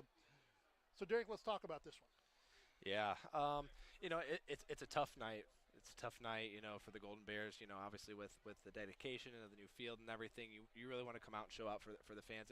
And really, outside of 3 plays, the Bears played well. I mean, unofficially, 400 plus yards of total offense. I mean, we moved the ball. We moved the ball. You scored, 3 touchdowns. You didn't maybe capitalize on a few things offensively that you wanted to capitalize on drives. But I think the biggest thing is just you go back to those 3 special teams plays that changed the whole momentum of the game, and it really just got away from the Bears quickly. I mean, and that's when they lost all momentum. You go kickoff return, onside kick recovered, and then they go down to score. The other special teams touchdown, and then a 98-yard drive. Right. And that was obviously a culmination of plays, but those 4 things. That's the difference in the game. That's the difference in the game right there. If you take away the special teams, you take away the 2 kickoff returns, you take off the pooch kick that they recovered and scored, that's 21 points. Yep. This game is 26-21. Yep. And I don't think the Bryan offense or defense needs to hang their heads tonight. No, absolutely not. You could talk about the defense giving up a couple of long drives, but it's football. Yep. The bottom line is the guys out there in the other color are trying to make plays too. And you got 2 All-Staters over there. Mm-hmm. So, that seems to happen. But when you look at it, the difference in this game with special teams, go back to last year. Same thing. And you look at, we're down 14-0, 3 plays into the game because of 2 special teams touchdowns. Yep, absolutely. And that's huge. And I've heard it said multiple times, games are won and lost sometimes, special teams and 3 special teams plays, the difference tonight, in my opinion. Because, again, like I said, a 26-21 game here at the final minutes is drastically different than, obviously, you're staring at 47-21. And when I go back and look at our keys to the game coming into tonight, I got to be honest, even though you lost by 26, I think we did a pretty good job on the keys. Our line did not get destroyed by any means. No, absolutely not. Even though they did have a size difference, it wasn't like they hit chunk plays. And that's the thing. A good team with good athletes and a good size line, they're going to get theirs. They're going to make plays. You got to, it's kind of maybe the bend, don't break mentality. And really, for the most part, we did that. Forced a couple turnovers. They drove the length of the field once, but we stopped them at times. They gained their yards, but we didn't continue to let them drive the length of the field the whole game. Again, you just go back to those 3 plays. That's the toughest thing. I think that's what eats at you as probably if you're Grant Redhead and a Golden Bears fan. And 3 plays on special teams. And I think 5 offensive plays. Yep. 5 drop passes early. Yep. We're huge. We're huge. Especially the one down, near the goal line. Even if that's not a touchdown, that sets you up first and goal in a critical situation. There, I forget. I don't know if the score was 21-7 at that point, or even 13. Oh no, it was 13-7. 13-7. It was 13-7. Yeah, you get a chance to go score. You go up 14-13. That's if you make the extra point, of course. But you make the extra point, that's a big deal at that point. That's great confidence for us, and that's football. Football is a game of momentum swings and shifts, and how do you battle back from that? Exactly. And we just, we didn't. I would say maybe didn't capitalize on some of those, momentum swings when we. And again, this morning when I was talking to Jim Thunderberg on the queue, the one thing I said is, this is the benchmark that, we can talk about Center and Archbold and all the NWOAL teams, but let's be really honest. Every one of the teams in this area, if you're not the MAC conference, win state title after state title, right? You're looking at a program like Van Wert that can get your young kids reps, get them late into the season so they get that extra practice, and you just keep building. It's how programs roll. Yep.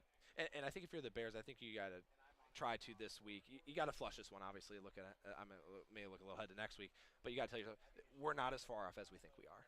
As a scoreboard shows, we're not as far off as a scoreboard show tonight. Why don't we send it away for one more break? We'll come back here and wrap things up, giving you a quick score. Just took a quick peek at the game for next week at Maumee. Maumee leading Springfield right now 27-13 in the fourth. So we'll take one last break for our sponsors, and we'll be back in a minute for our wrap-up here from Golden Bear Stadium on the Golden Bear Sports Network.